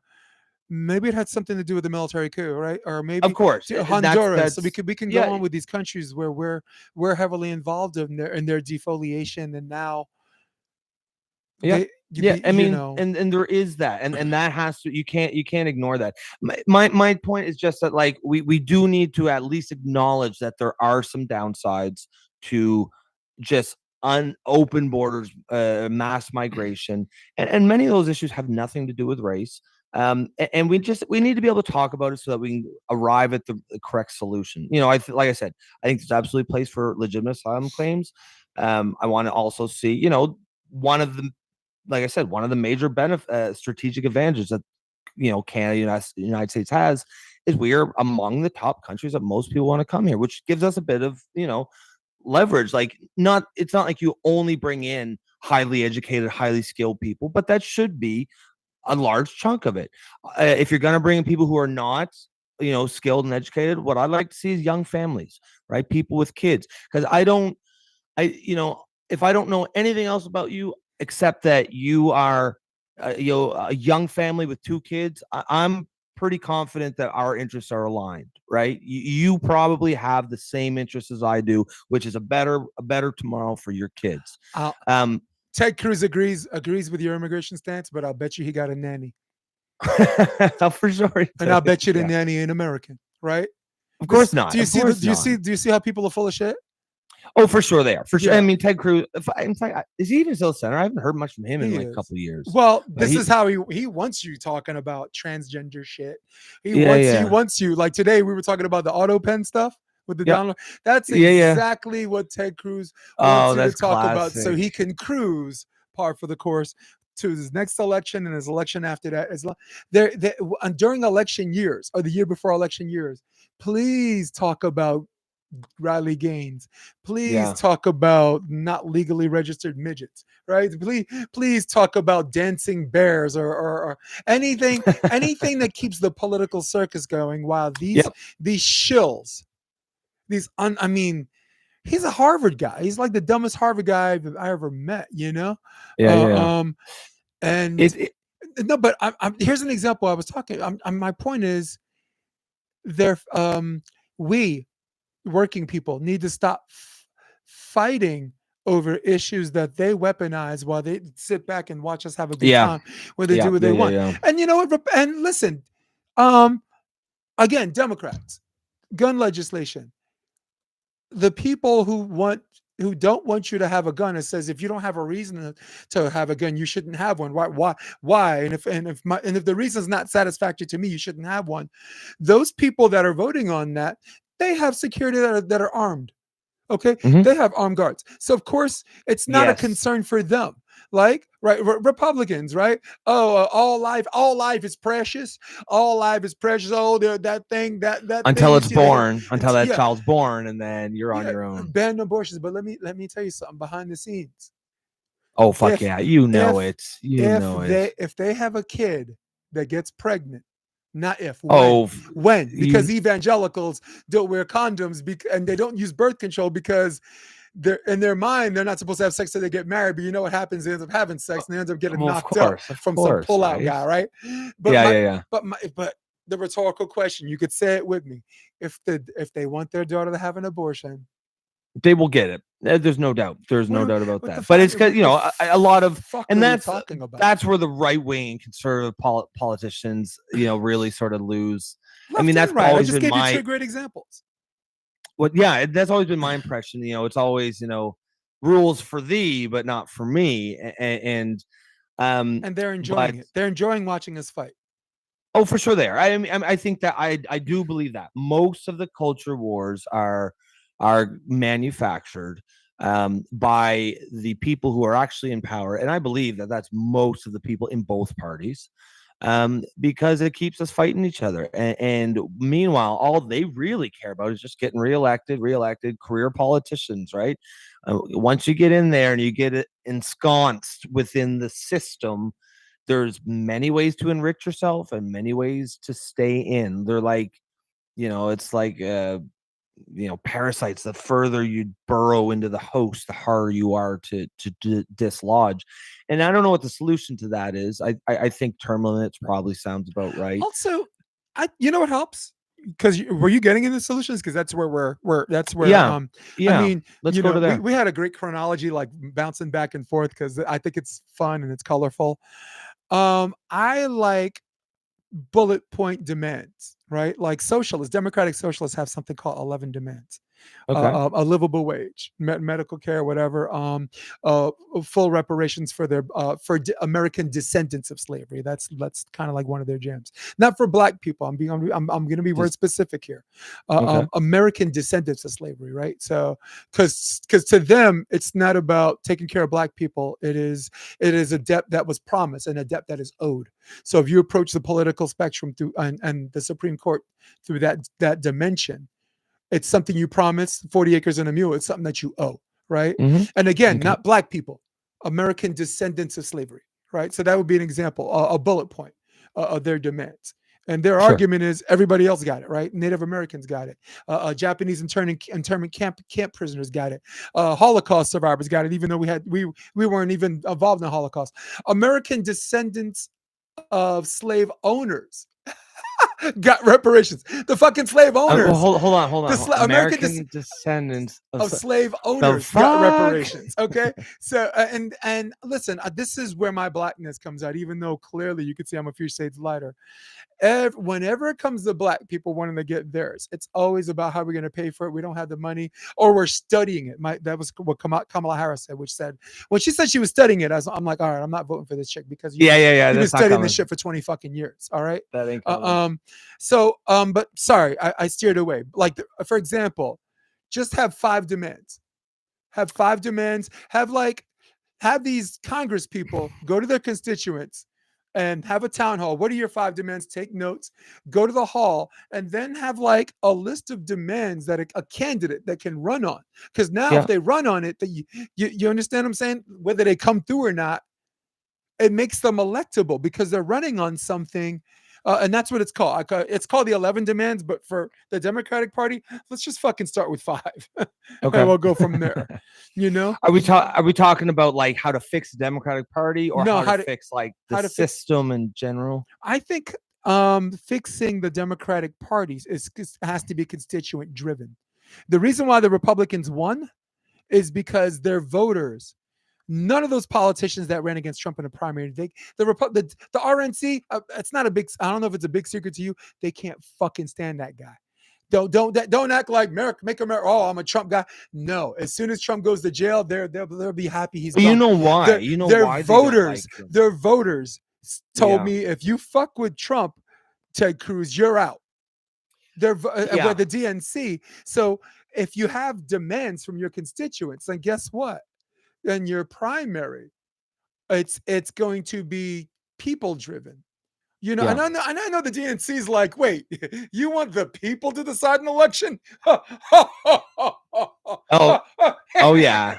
Yeah, of Right? course. I mean, but it worked for Obama, a junior senator who beat a fucking war hero. Okay? How does a junior senator beat a war hero? He promised something that people that look like you and me and that don't look like you and me can relate to. Yeah, I feel like I think what a lot of these, DNC, RNC sort of establishment politicians forget is just how personal politics really is.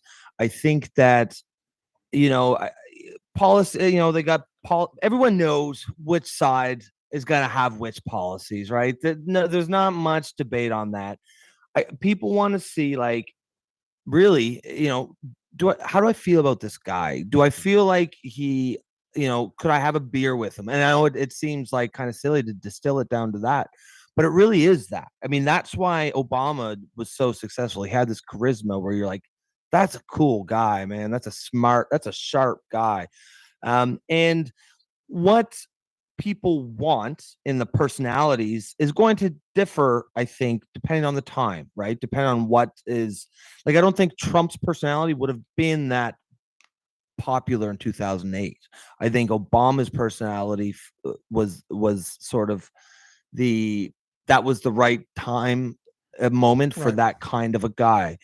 But now fast forward to even 2016, I think there was so much revulsion against Trump, and I probably had TDS in that first term as well. But now here in 2024, I just think Trump's vibe, his whole thing, this sort of like, yeah, I think a lot of people who kind of like what he's doing don't even like the guy. They're just like, thank fuck that there's somebody who just is not a cog in the machine, right? Who just, every other politician, it seems these days, is just, politicians politicking. Everything they do and say is just triangulated to offend the least number of people. And like Gavin Newsom is the perfect example of this, right? He's so slick. And you can just see, like, every statement he says has been run through 18 focus groups, and he knows exactly what to say, but there's nothing authentic there. And like Trump or hate him, there's authenticity there, man. And you also have to stand for something. Yeah. And I think that moment you said when he got shot, I think that really spoke to a lot of people. I think, the man got up and said, fight. Yeah. Well, so we've talked a little bit on the show about, like, men and this masculinity crisis that seems to be sort of going on in society today. And I think a lot of people saw that as, like, that's a man. Right. And I think that spoke to a lot of people. I think, I think it's just, we're in a very weird moment. There's a and it's not even like a sexist thing. No, like if that happened to Tulsi Gabbard, I would have said that's a man too. Yeah, that's a man. That's a man. Yeah, you're right. Maybe like that. Maybe that's a leader. No, I didn't want to steer you away from. And I don't even think Trump's a great leader. No. But in that moment, I think he captured the zeitgeist, and you really couldn't have scripted it any better. And the fact of the matter is his heart had to be pumping. That might be the only time we've seen, like, authentic Trump, because he's always playing a bit, right? He's always doing a role. He's always leaning into the Trump take the bullets persona. No, but here's the thing. Take the bullets and like crop out, like Photoshop. Take the bullets and blood away, and have him raising his fist and saying fight. Does Trump still say fight the same way if he didn't get shot? And the answer is yes. Yeah, we have to fight. That he's saying that, so it's not like, listen, near-death experience really shows who you are. It might even define who you are, but or it just shows who you are. And like, you're right, Trump delivered that message and timing was perfect. But the other thing is, he understands that the Democratic Party is the gift that keeps on giving, because what has happened to them is that they oppose everything but stand for nothing. Exactly. Right? That's Gavin a great way Newsom to put it. got recalled. I don't know if you noticed, in the middle of his term, California's fed up with this guy. He got recalled. So the Republicans did have an idea, and they knew that he was unpopular enough. But when he got recalled, you have to have a runoff election against someone. And when it happened, the Republicans were like, well, that guy then. And that for Republicans, that was a very Democrat mistake. Right? Because that's what happened in 2004. When I had Biden, well, this person then. Let's get behind him. Yay. It didn't work.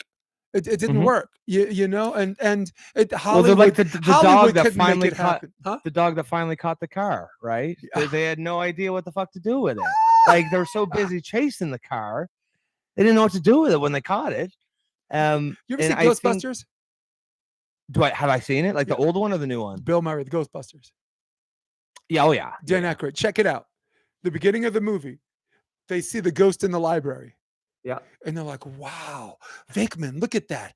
My goodness, it's off the charts. Actual paranormal activity. And Bill Murray says, so what do we do? And then they looked at each other, and he's like, can I talk to you guys over here for a minute? And that's what's going. Yeah, exactly, right? Like, they're like, oh, shit, I don't know what to do. It's like, we never thought we'd win. Like, what the fuck do we do?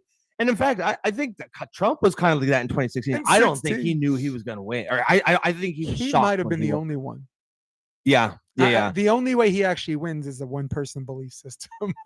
That's right. His narcissism doesn't allow him to be the second smartest person in the room. Yeah. His ego identity and to concede that someone won. If he actually if he allows his brain to do that, he might shut down.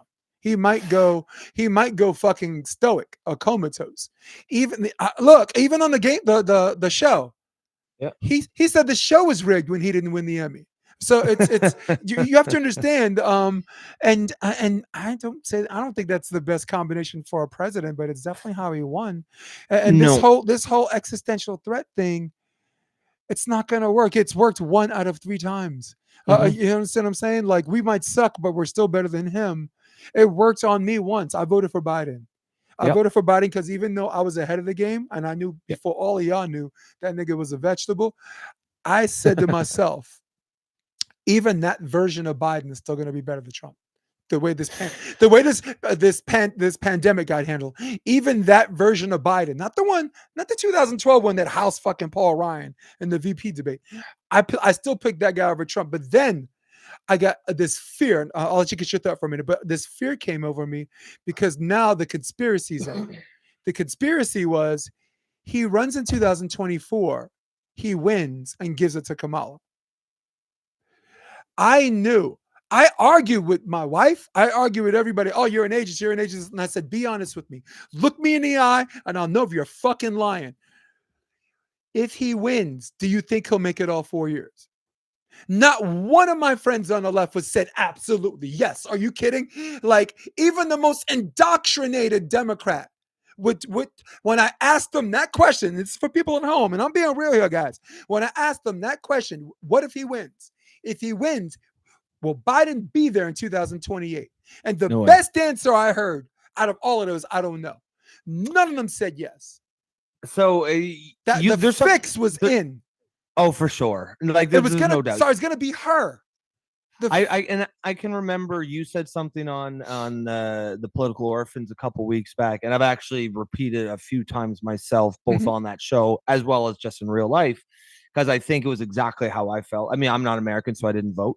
But you said it was something like I think it's something like you didn't vote for Trump this time. Is that correct? Oh, I'll say it for you. Yeah, I was disappointed Trump won. Yes, but I couldn't be more fucking happier that woman lost. That Kamala lost. Yeah, and that's how I feel. That's how I feel. That's how I feel about the left in general right now. I don't like. I'm a progressive. I'm a liberal, but I think it will be bad. I think it will be better for the left, the health of the left, to lose right now. You know what I mean? And I mean this all across the West, because this is a global phenomenon, or at least in the West, in Western society. That's like Canada, United States, Europe, Australia, New Zealand, like that. The sort of the global West, if you will. This sort of insanity that left-wing parties have gone. We've allowed the 5% of the fucking freaks and nut jobs to dictate to the rest of us how, like, the issues we should care about, right? So we've gotten away from the stuff that really is our bread and butter on the left, which is, the working class. It's putting like food on the table. It's pushing back against exploitation of workers by the 1%. And instead, our constituency now is trans people and every fucking weirdo offshoot. What about what they ran on, right? What about what you ran on, dude? You ran on Medicare for all. You didn't run on fucking transgender identity. Yeah, like that. Exactly, that's a post-election thing. Pre-election, you promised to hire a livable wage, right? Yeah, we've only had one minimum wage hike from 2009 to the present. It only happened once. Now, on the livable wage thing, if we can just cut back to immigration, like one thing that's clear, like I understand why the Republicans would want sort of mass migration of unskilled or low skilled workers, because it's a very exploitable group of people. They don't even want to pay their kids in summer jobs. Yeah, exactly, right. They don't even want to pay. But I don't understand why the left is so aggressively dying on that hill, because that is probably one of the, I don't know about the main, but it is a factor in depressing wages, right? And that's just a fact. If you have a large number, millions of people who are willing to work for below minimum wage and do not require any of the, if you're an employer and you're paying a wage for an employee, you also have to pay, a certain amount of like unemployment taxes and their payroll taxes, and it's expensive to hire people legally. If you can pay them, $5 an hour, $6 an hour under the table, and you have millions of people willing to do this, right, then of course a lot of these people are going to do it. And how do small businesses flourish from that? They don't. No, exactly. Eventually, they kick the can down the road until they're going to be broke anyway. Why don't you just hire some quality people that generate business and your product is good, and then everybody makes money and everybody's fucking happy? This is why Amazon wins.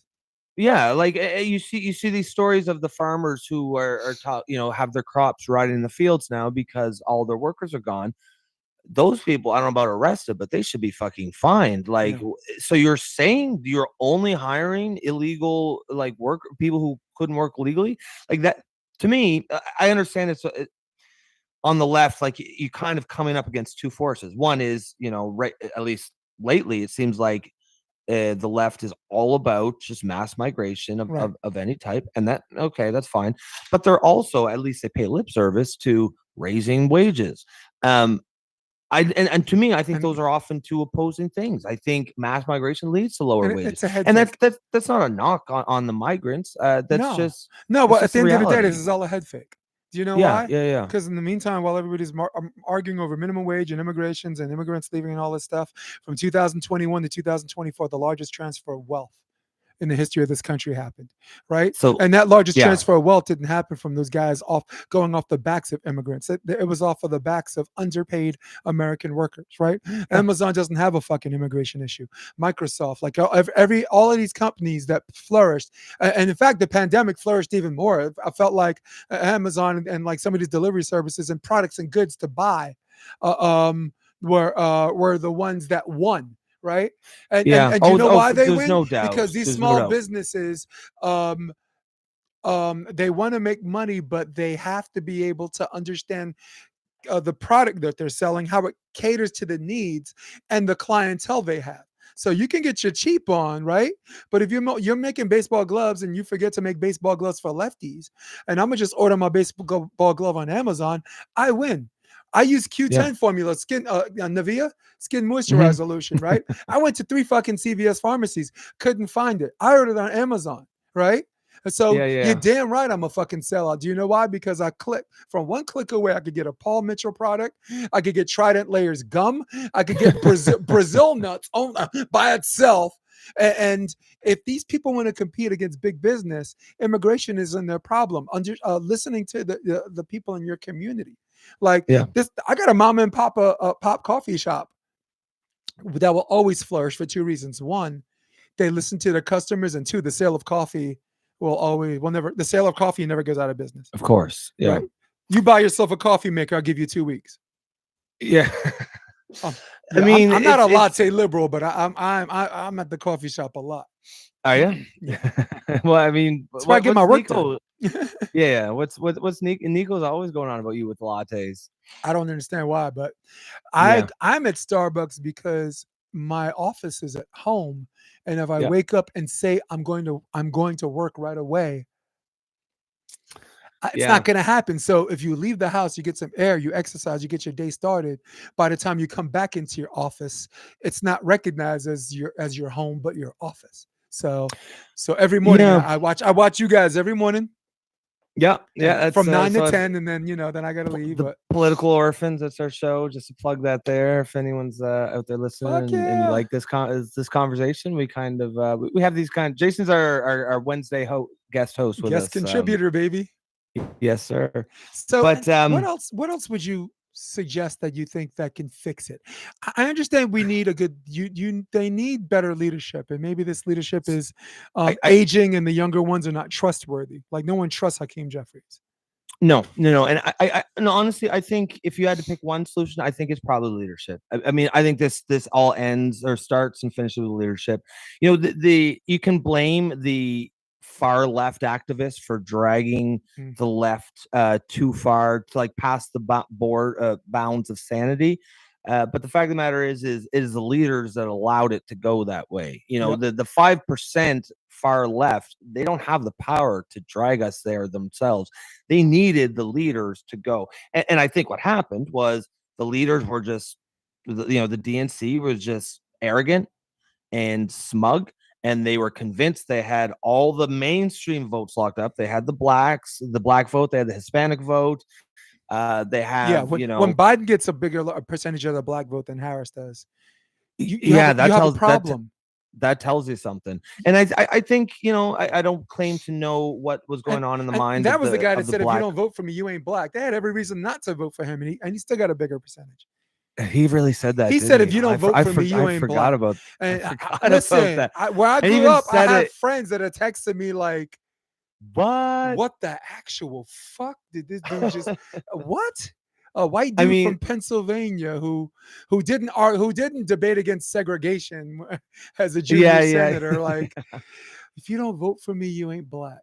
And the black caucus, by the way, because Canadians, because you're looking from the outside, the black caucus does not represent the black communities that I talk to and I identify with. They're the biggest. I don't like to say the unk word, but they're the biggest fucking sellouts ever. They sold out Bernie Sanders. Do you understand what super delegates are? Because I mentioned it before. No, actually, no. Why don't you give us a guys, quick educating rundown? yourself at home and my friend here. Let's say we live in New York, right? And let's say Bernie runs against Hillary. Let's say Hillary gets 60% of the votes. And let's say there's 50 delegates. The delegates split the difference 60-40. So that would be however that works out. Like let's 35-25, right? Okay. So those are delegates. So the delegates see the vote, and then they get together and they vote individually as but consistent with the percentile of the state. Those are delegates. Super delegates are unelected officials that were selected by the Democratic National Convention. And some of them are in office, and some of them are long gone from office, and some of them are just lawyers. They're not even, some of them aren't even in politics. Like Barack Obama's a super delegate, and he's been out of office forever, right? Yep. And there's 1,600 of them. And in their mandate, they admit that these people are placed so a grassroots candidate does not come and take over the party. So what happened with Bernie in the early stages, he won New Hampshire, right? He was a Vermont guy. So check this out. There's 11 delegates, right? Okay.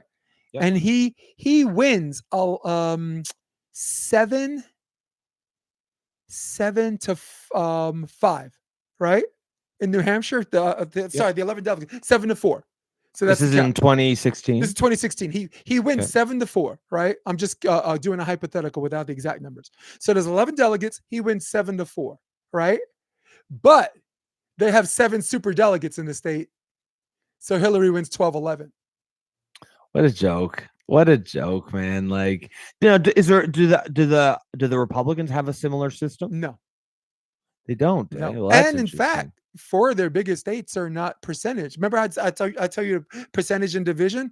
I believe Florida is a winner-take-all state, and I believe Texas is like there's certain states that they're again they've done a better job listening to how the people want it to be run, or maybe the filthy rich, maybe the billionaires. Super delegates are personal, hand-selected party loyalists to make sure it is someone like Bernie couldn't win and overrule the will of the people. If there was gonna be a political revolution, like an independent whatever, 2016 was when it was supposed to happen, but by the time they were done with Bernie, like everybody's like he should just drop out before we get to California. They put more safeguards in, eh? Yeah, but at the end of the day, they're like, oh, we had more delegates and we had more votes. Hillary won fair and square. But if they set it up from where you're touring from east to west, and by the time you get to the Midwest, people look at the numbers and see Bernie already crushed. By the time you get to Nevada, Washington, Oregon, California, right? They're going to be like, why bother? Why bother? Yeah. Besides, Bernie's an independent, and they don't allow independents to vote in Democratic primaries. Like they only allow Republicans to vote in some states. Only Republicans can vote in their primary, and only Democrats can run it. Like New York, you have to be in their party, even though the taxpayers fund the DNC and the RNC. That's wild. Yeah, that's wild. So, but people listening at home, I'll give you a tip: register NPP. No party preference. Legally, they have to take your vote, but you only get one, of course. But so it's it's crazy. Like you guys' electoral system is so kind of fucked up. Did you know about that about super delegates? I hear the term all the time. I had some vague inkling that it was something like that, but yeah, I mean that's pretty wild. I mean, how can you call yourself the Democratic Party? And I guess I think I do think that's a lot.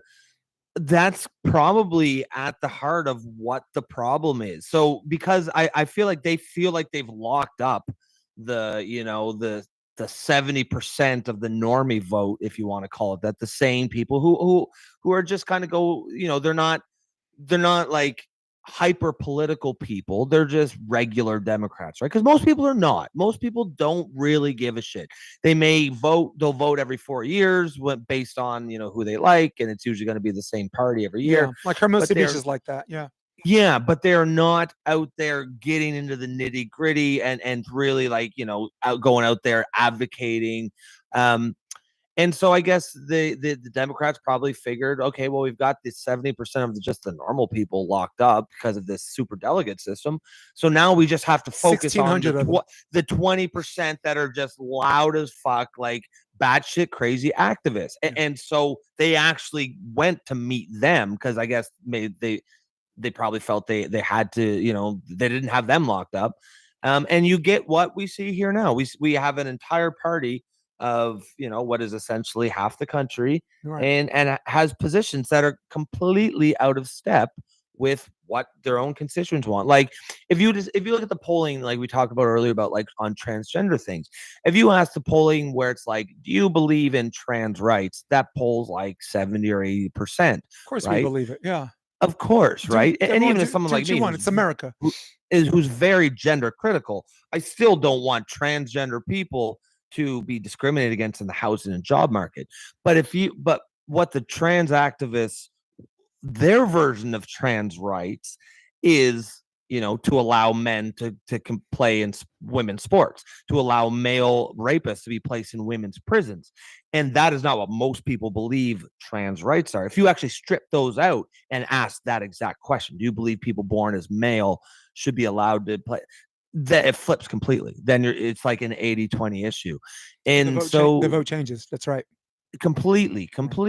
And, that's where the Democrats, like lately, it just seems like they're taking that 20% on every 80-20 issue that's out there. And you are committing malpractice when you allow the fucking Donald Trump to be the voice of reason. You said, remember when one of the first things that he did was he signed that executive order that banned men or male athletes from playing on female teams, like in schools, like NCAA and stuff.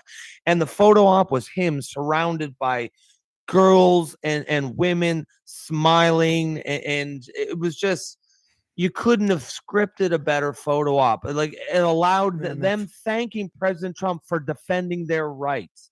You know what I mean? And I'm looking, I'm like, what the fuck are the Democrats doing that they allowed Donald Trump to be the champion of women's rights? Right. Like, something is Nobody gone. respects women more than me.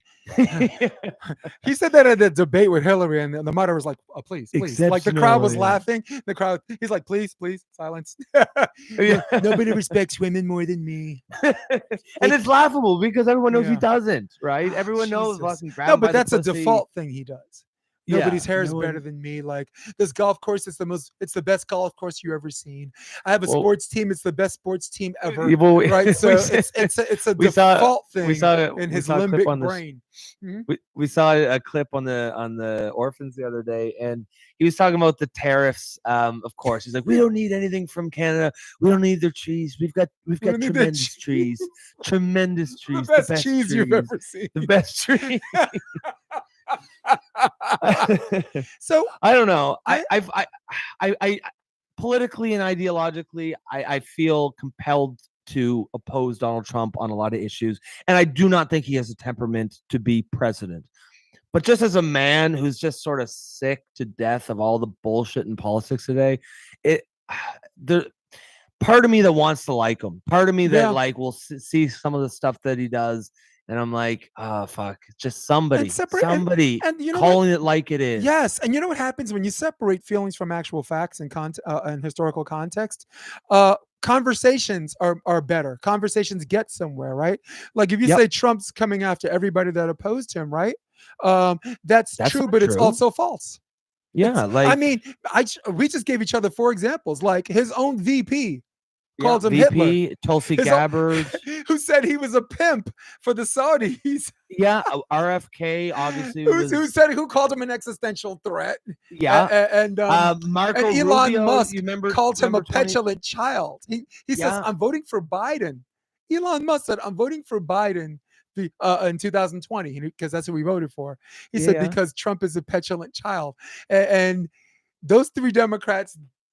They got I'm so jealous. They got them. We got the Cheneys. We got Dick and Liz Cheney. Yeah, that's a bad deal. Fucked. That's a bad We got trade. fucked on that deal. So I want to leave our audience something to grasp. So as to the question of what do we do, I'm going to give land on my 2 things I was talking about. 1, Congress people, representatives. There's 500 of you in your districts. Go to your districts. Have your people write down 5 demands. Consolidate your demands, have a meeting with the other, whatever, and have and a lot of them will be on the same shit of music, livable wage, you'll be surprised. Like 3 of the 5 are going to be a solid consensus, consistent with the party. 2, you need someone that has appeal, rock star power, and likability. Because if I ask you I'm looking at you right now. If I asked you, because we have a lot of Republican friends. When you ask your Republican friends who's going to run and who's going to win in 2008, what are they going to say? What's the knee-jerk reaction? 2028? Yes. I think it's going to be Newsom against Vance. No, but who's the Republican? Who's their guy? Impulsively, they're going to say Vance. Yeah, for sure. The Democratic Party can't. Oh, I see. Newsom's only a recency thing here, and that is not their. A Democratic voter has to go for fucking 10 seconds, where a Republican guy goes Vance, and then like 5 seconds later he says, you know what? No, Gabbard. Hell, we'll be the first ones to elect a female president. Yeah, right? And that's the thing too. That's a good point. I think that like I said, or like you said, he's winning. He's gonna win right now. If he ran right now, he'd win. Oh yeah, he would, absolutely. You cannot separate the personal, like politics, from the personal. That is just how our lizard brains works when we elect leaders. We don't want, and that's why I think Newsom will probably be it. But just because he fits so well into the typical sleaze, he knows how to play the DNC machine game. That's what he does well. But I don't think the voters will like him. Right. I think he's just so slick. And and kind of what I was saying a few minutes ago, where it's like, I hate that they I see you, allowed Prairie. Trump. Hold on, I see you, Prairie. Go ahead. I hate that they allowed Trump to sort of be the common sense issue, but he's the only politician that's really out there. Forget the issues for a second. Who is just doesn't seem like a politician, and that has so much value right now. And that doesn't have to be a Trump thing. That could be that. I could see Fetterman going that route if he wants to, right? He's got that sort of, you just want someone to say who it's. What I'd love to see is a someone on the left, Democratic, someone who it seems like they said, you know what, fuck it, I'm just gonna go out and say what I think. I don't give a shit what the DNC has to say. I'm not gonna play that game. I'm just gonna go out and say the things that I really feel. And if say a Fetterman did that, I think it would be obvious. It would be clear to us as the viewing public that that's what he's doing. I think that would be worth a lot. I think that would go a real long way. I think, you can't get out of this. People are just really sick of politics as usual, and you can't get out of that by being a politician. It's gotten so bad that the Republicans are relying on a billionaire to fight for the little guy. This is where we are right now. We have a billionaire for president that they think that they believe, whether he is or not, or it's up to you, right? To fight for the little guy. And that's why I think Fetterman's compelling, right? Because he is literally a big guy, but he's a little guy that you believe fights for the little guys, because that's his pattern in Pennsylvania. He's beloved. In Pennsylvania, you can't win. You can't win Pennsylvania without a large swath of Republican people saying, you know what, I like that guy too. Went on Rogan's podcast. He didn't do a Vance 4-hour thing, but when you sit with someone for almost 3 hours, you really the genius of that podcast or podcasts like that, you get you get an appreciation of who someone is. Well, and I think that's why Kamala didn't do it, right? Because I think she knew we'd get a sense of who she is. I like just such a shallow. I can't imagine such a shallow politician. Like it's shocking how she got this far. All right, Prairie asked Rob, how do you feel about the shops teacher in Ontario, aka Kayla Busy Lemieux. Lemieux. Busty Lemieux. What do you call her, Busty Lemieux? Have you seen wearing that in school? Look up Kayla Lemieux, Jason. If you never see, it's obviously it's a transgender. It's a man who got knockers. Just insane. It's just massive fake titties. That was actually Kayla Lemieux. That's the case that started. I believe that was one of the first things I ever started talking about trans stuff. It was sort of like, okay, enough is enough. Like, we're here on the left. We've got to say enough is enough. It's pretty clear that this guy, it's just a fetish for him. There's no way an actual woman would ever be allowed to wear that outfit to teach.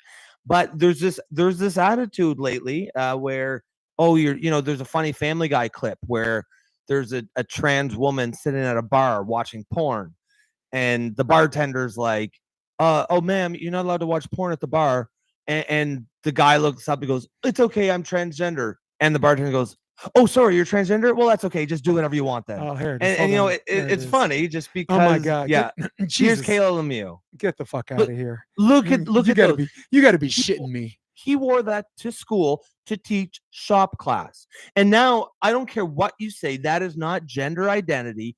It's like we forgot that cross-dressers exist. Did we forget that there's a subset of men who get turned on by wearing women's clothes? How about this one? Is this okay to teach? That's it. Yeah, shop. He teaches shop. So he's but give me. I'm going to show you some pictures. Give me an outfit, given the voluptuousness of this person, that's acceptable to teach. He's got bike shorts and a lot of them. I it. mean, look at those titties. It is a fetish for that guy, and now he's involving all the students in his class in his sex life. I'm all for. I'm not about kink shaming.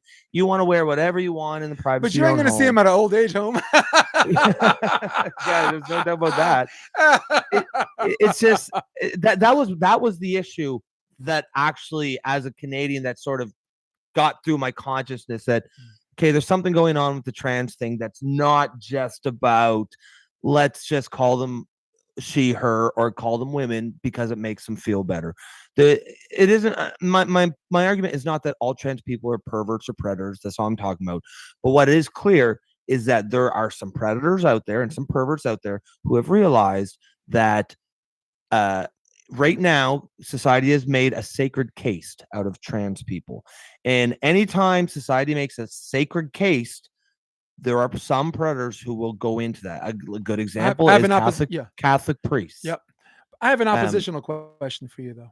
Yes, absolutely. Have you ever heard of a criminal case or a civil case where a trans person was preying on a teenager or a kid? Yeah. Teenager. They're pretty hard to find, aren't they? They're out there. They're out there, but they're not out. They're like the media won't report on them. And that's the thing. There are some independent outlets that will report on them. There was a case in BC not long ago where there was a trans person who was a man who was in a female change room, and he was flopping his dick around. And a 7-year-old girl came out and she's complained to her mother about the man flopping his penis around. And the mother complained, and the cops came and threatened to arrest her. Stuff like that, I think, really gets at people like that. That really infuriates people, because I don't think that woman was full of hate. I think, to me, if you, let's just say, if you're a trans person and you are in good faith, just want to live your life, which I think is fair. I fully support everyone's right to live whatever the fuck they want. You should understand that there's going to be women who are uncomfortable with your penis in their change room, and it's on you to not put it there. If you have to go to the stall and change, that's fine. But I hear too many cases, and I see too many videos of men. I've got a clip on that I posted not long ago, and it's just a 4-minute montage of men, trans women masturbating in women's restrooms. So it happens. I'm sure it's a small minority. The fact that it's just like, most men don't rape women either. But how are the women supposed to know which men are rapists and which men are safe? They can't. There's no way of knowing. How is the women supposed to know which man in a dress in her bathroom is just there to use the bathroom, and which one there has a fetish that he's satisfying? And for a lot of these people who are predatory, part of what they get off on is that they are transgressing women's boundaries. I've heard too many cases of women who say it's very clear to them that the trans woman in there is making them feel uncomfortable intentionally and getting off on it. So, I mean, at some point, you just have to say, but that's why I asked the question. Like, as far as incidents to arrest versus the urban myth. Of the guy with the meaty dick in the bathroom, yes. Right? How much of this is incidents to arrest is less?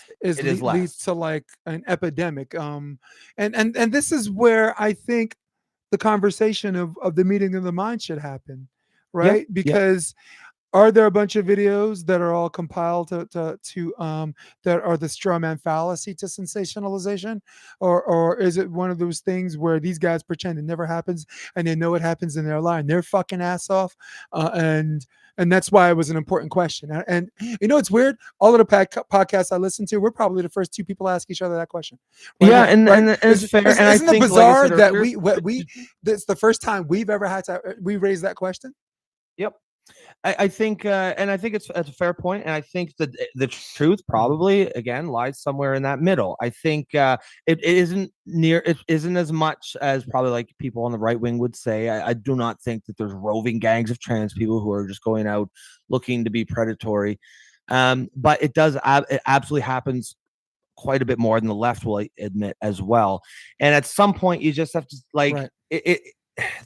You almost just have to say, listen, if you are, even if I accept the idea that there are some men who, I do believe gender dysphoria is a real thing. I know that I know that there are people out there who feel more comfortable as the opposite sex, but they are not the opposite sex, right? I do not believe that you can be an actual woman trapped in a male body, right? That's a metaphysical spirit. I'm a lesbian trapped in a man's body. Yeah, I mean, that's the classic joke, right? We all told that joke growing up, right? But to believe like I said, I think most of us on the left, we agreed that, yeah, okay, if it makes this person with dysphoria feel better about themselves, I don't mind calling them a woman and using female pronouns. But they then took that as permission to access any female spaces in society, and not every woman consented to that, and there are many who do, but they cannot consent for all women, and there is a large chunk of women who do not want that.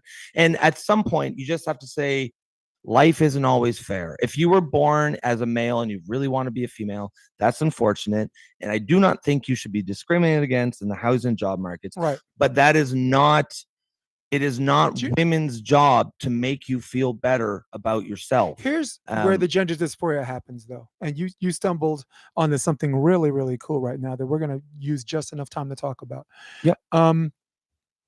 Gender dysphoria comes from somebody having this realization that they think there's something, right? Yes. And when they're obsessed with that, they assume, or they fall into the trap of, this is who I am as a collective whole. Okay. And nothing else. Yep. My sister, Mary Beth Rose Gingrich, came out, she was 18, right? And we used to go to clubs together because she's lesbian, but we both like the same kind of women. You know, we like big bottom girls, you know, of course. Who doesn't? So, you know, I mean, I got a chance when she was on leave in the military, I got a chance to hit it up with her, and I had to sit down and have the conversation with her. I'm like, look, you're gay. You realize you're gay. Okay.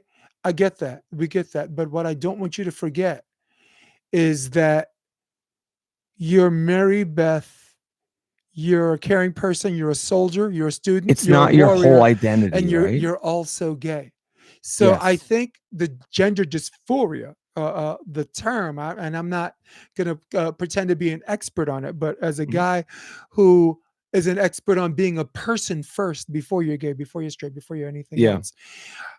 As long as you realize that you identify as this thing, but that's not all you are. Yeah. You find yourself functioning in society where people are like, okay, that's a guy, but she's fucking hot. You know why? Because the personality allowed that person to carry themselves where transgenderism becomes normal, because transgenderism will never become normal if we non-binary or whatever, where we and them stop being people first. So my personal bias, I'm with you. My personal bias is like, the fuck are you doing coming to work like that, right? If I'm a well-endowed motherfucker, right, I'm not going to wear tight leather pants and teach kids science, right? Well, yeah, right. Right? Yes. I'm not going to do that. So like this picture right here, that's probably the best she could do as far as teaching is concerned, right? That picture right there. Oh yeah, right? That's the most conservative. But that's outfit. What I'm saying. That's what I'm saying. If you come to work like that, I'm gonna argue for you. I'll fight for you. I don't think he needs the extreme titties, right? But not if that's happened, right? He has the decision to not teach at all, or do the best you can to dress like a mammal. Don't come on, you got bras for fucking nipples, dude.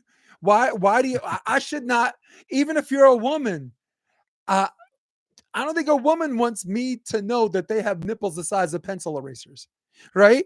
To some women, I should be the last person to know that. But if I'm the first person to know that, you as whatever, or just a regular biological woman, has to put up with the heat according to her dress code. And that's where the foundation of being a person comes full circle in this theater of the absurd world.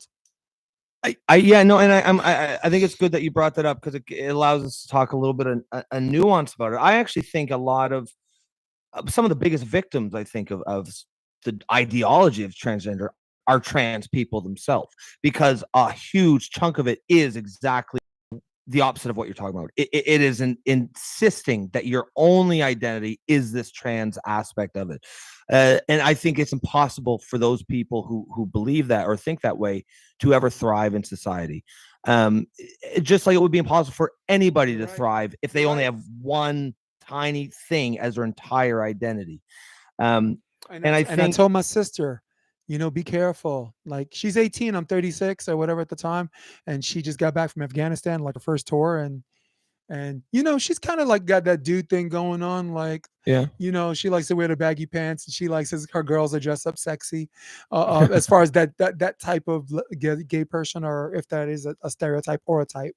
Mhm. But I said, yo, okay, I get it. We get it. You're gay. We're good, and that's it. And what else? What else is there? Are you a good exactly, soldier? right? Are you a good soldier? Are you a good teacher? Are you a good student? And she turned out to be the smartest person in her family. She has like 2 fucking PhDs in social work, and she's like in Newport News, one of the most dangerous neighborhoods, working with troubled teens. And then midnight to 6, she's a military contractor and has a hotline for active duty veterans who are feeling depressed or suicidal. That's pretty cool. She is That's an American badass. In fact, she's my most viewed podcast. She got like oh 7. nice. She No got, way. she, That's really it's a cool. volleyball podcast, and the most Is she in viewed the volleyball team? person was a military contractor, and no one knows she's my sister. Her last name is Gingrich, like Newt Gingrich. Yeah. So like the biggest secret is I'm like, that's my sister, and I'm like, she would have bombed on the podcast. I'd be like, I don't know that bitch. Get the fuck out of here. No, and one of the things, like, one that the transgender sort of community or the activists have been very successful at is sort of force teaming the TQ plus onto the LGB, so that everyone kind of identifies them as the same group, but they are not actually. Being same-sex attracted really has nothing to do with a psychiatric condition where you believe you're born in the wrong body. Because there are worse things you can be psychiatric about. Well, for sure. And I think that's where that's when I identify with being a cat. There was a girl that won the litter box in her classroom. Oh yeah. Come on, that's the thing. Trans people, have a good time. I'm gonna go sing karaoke with you 3 nights a week, but do not fucking raise your kid to have a litter, right? I mean, look, and this is what makes people fucking hate that shit. Yeah, and it's exactly this right. Chick got a litter box in her classroom.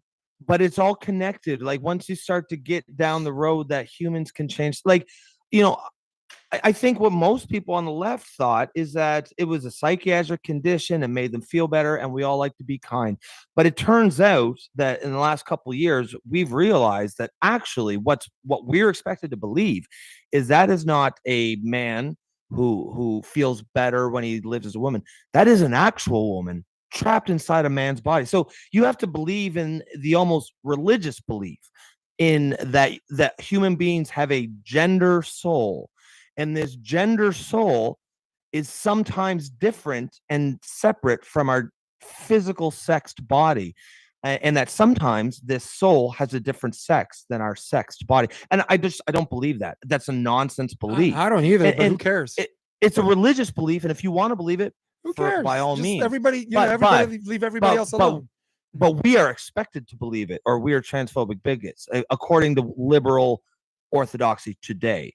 And that's what that's a big part of what I think has turned off a lot of liberals and progressives of it. It's like, well, hold on now. We agreed that, okay, I'll call that man she and her so that he feels better about himself as a man living as a woman.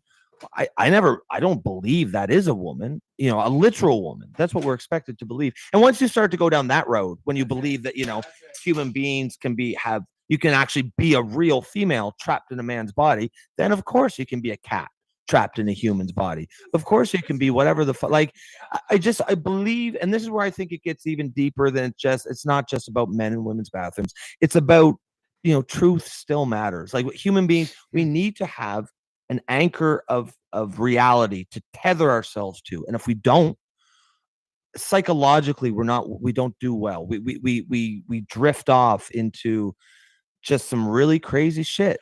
And do you know how we're drifting back, right? In what way? We're drifting back because the hidden statistic of 17% of the people who have buyer's regret on this transition thing. On the detransitioners. Yeah. Not just detransitioners, the ones who regret it, but are just like, you know what, fuck it, I'm here, leave it. So, which by the way, detransition is the 17%. So, but I'm talking about regret. So if you consider the people who make the decision to do that, that's 17. But you make the people who regret it but don't make that decision, that's another large percentage. Yeah, and you're now, right. And you're now right. the studies, which were heavily suppressed because they came off as bigoted and transphobic, are it's coming full circle because the buyers regret. Because everybody's like, if that's 17%, we could fucking hide that number. Those are biggest. But if the buyers regret, which is always going to be more than the people who make the decision to detransition. But that number as 17%, that kind of proves, lays waste to the argument that like kids just know, right? They're telling us that kids at 8 years old know that they're, and that's bullshit. That's not even a discussion. I mean, come on. Between you and me, no. You want to have look, if you want to turn it into satire, right?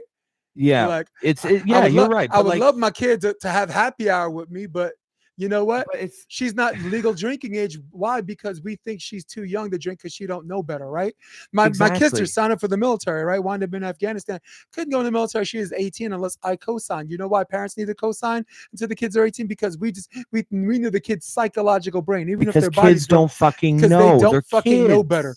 But in this case, right? Driving a vehicle, right? You cannot even allowed to drive a certain vehicle at a certain age, depending on the state, right? More country people start at a younger age and this and that, but they don't get without adult supervision, firing a weapon, like all of these things, all of these conditions that we as an adult society dictate to our children. No, you're too young. When you get older, you make decisions like that. But then when it comes to this one issue, all of a sudden you got to be shitting me. Kids know. But that's. Do you see the joke? Do you see the joke? It's the humor, and it's Well, it's fun. It's funny on some level, but like fucking. I don't know if you ever see that show. I Am Jazz Jennings. This young boy was transitioned. His mother told him he was a girl at 7. They cut his balls and cock off at 15. Like they castrated this young man as entertainment for his TLC show. You know what I mean? Like that's the kind of stuff that really, like, I have no problems with any adult doing whatever the fuck they want with their body and living their lives as they see fit. But when you go after kids, man, you're gonna face real stiff resistance. And that is unfortunate. It kind of goes back to what you're talking about, like the left, we have these purity tests.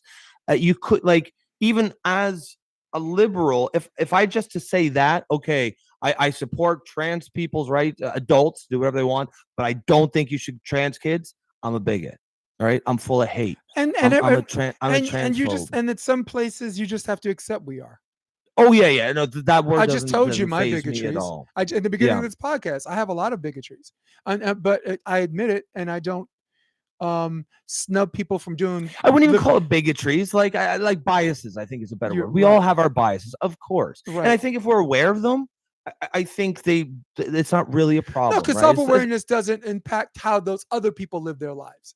Yes, that's right. It's not fear, phobia, right? Transphobia is a fear of this. I'm not scared of them, right? Yeah, no, of course. I just don't like some of my gay friends, some of their best lines is you don't have a phobia against gays. You're not scared of us. You're just fucking stupid. you're just a bigot. And it's like one of my favorite lines. And I'm from New York, and I have friends that transition that were absolutely miserable until they transition. And I've 10 years enough. In, they're like the happiest person in the world.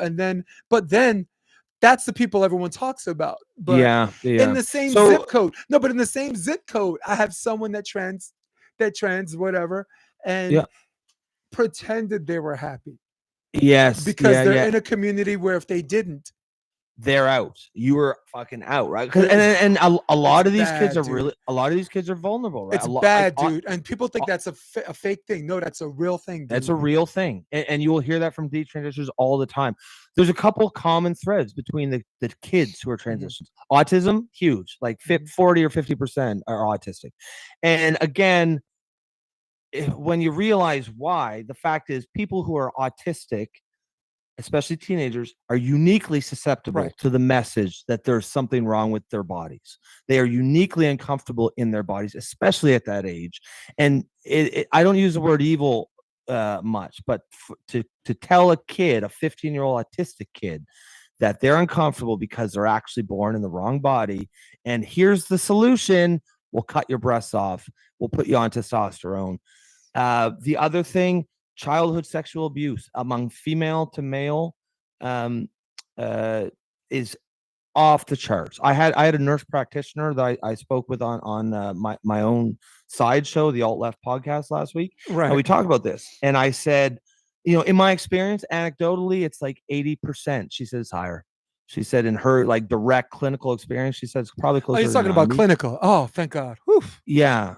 She said probably closer to 90% of females who identify as men were sexually abused as kids. Got it. And if that doesn't raise alarm bells that maybe it's not that they're men born in females' bodies, maybe they just don't want to be women anymore. Maybe they just want to get out of the thing that they see as causing their abuse. And right? I'm not trying to diminish the level of happiness. The two examples I gave you, and I gave you the two examples of one transitioner that's completely happy, and it's crazy because they're polar opposites. They're like nobody like feels normal about it. This person's completely miserable pretending they're happy, and this one was miserable until they transitioned. Let me ask you about that person. Yeah, go ahead. Because without even knowing, I would say in my experience, I've seen, especially, since I talk about this on Twitter a lot, I've seen lots of both cases. In the vast majority of cases where they're happy, they transitioned as adults. Right. And it was usually a last option. Whereas the kids who are almost, it's their first option. You can't do that to kids, dude. They go in there with like anxiety, depression. None of that gets treated. None of the childhood sexual abuse is looked into. Many of them are just outcasts, social misfits. But now they found a community. Though. These are the doctors. You're not going to find, I'm going to defend trans people. You're not going to find an adult trans person that actually, if you poll them, that thinks it's okay to do it before someone's 18 years old. You're not going to find it's the scientists that indoctrinate the parents that indoctrinate the kids. Again, I'm from New York, man. It is LGBTQ, LMNOP, everywhere you go, And in fact, in the volleyball world, I would say 5 of the top 10 players in New York are gay, right? None of them are trans, of course, but it is. You will not find a lot of adult people that did it the adult way that will co-sign with doing that to someone who is not of age. Because adults, if you're a person first and not a trans or a regular person, if you're an adult first, you're thinking about the child's psychological, physical growth from a toddler to a little kid to a teenager to a young adult, and then that young adult to a full adult is psychological. That's your 7th, 6th, and 7th chakra. If you're into that bro science shit, right? That's your 6th and 7th chakra. That's your ability to see and your ability to know. Right, to stay attached versus detached. So, because as an actor, I had to study that shit. Because were you a theater kid? Yeah, and that's I was in the BFA program. But no, I completely agree with you. I mean, I did a performance in Marymount, Manhattan. Oh, nice. Yeah. That's really cool. I mean, I completely agree. I have seen, like, I don't know if you know Buck Angel, but we follow each other on Twitter. I've seen enough. And in fact, like Buck Angel is an adult trans person who is very much would be on my side of this issue. She says, listen, I know I'm not an actual man. She said, I'm a female with a psychiatric condition. And I feel more comfortable as a man. And for her, she has no doubts that it was the right thing for her. But yeah, and even the name, those people often call themselves transsexuals and not transgender. Prairie said you need to be 18 to get a tattoo. It's right though. It's right, but they'll cut Jazz Jennings balls off at 16 on TV for our entertainment, and something's gone drastically wrong. Yeah, but it's weaponized us against our trans brothers and sisters, and I don't like it. No, I agree. I agree. It's the medical professionals, the supposed people. Do you know why? And it's the social idiots too. You know why? Because there was a woman who identified as being black, right? And Rachel Dolezal, right? Yes, and she won 2 awards from the NAACP, and everybody's like, oh, how dare her? She's not black. She's this, and then Brendan Schaub on like a Joe Rogan podcast. How is that different from Caitlyn Jenner? How is it though?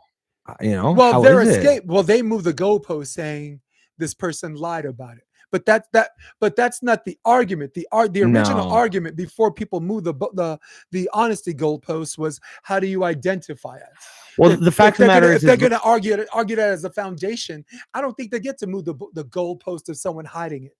Yeah, no, it doesn't matter, because the people who, let's say, would be like extremely supportive of like trans and say that, you know, trans women are women and this and that, they're, regardless of whether Rachel Dolezal lied about it or not, they would not accept a white person who identifies as black. They would not accept it as legitimate whatsoever. And the question is, how is it any different?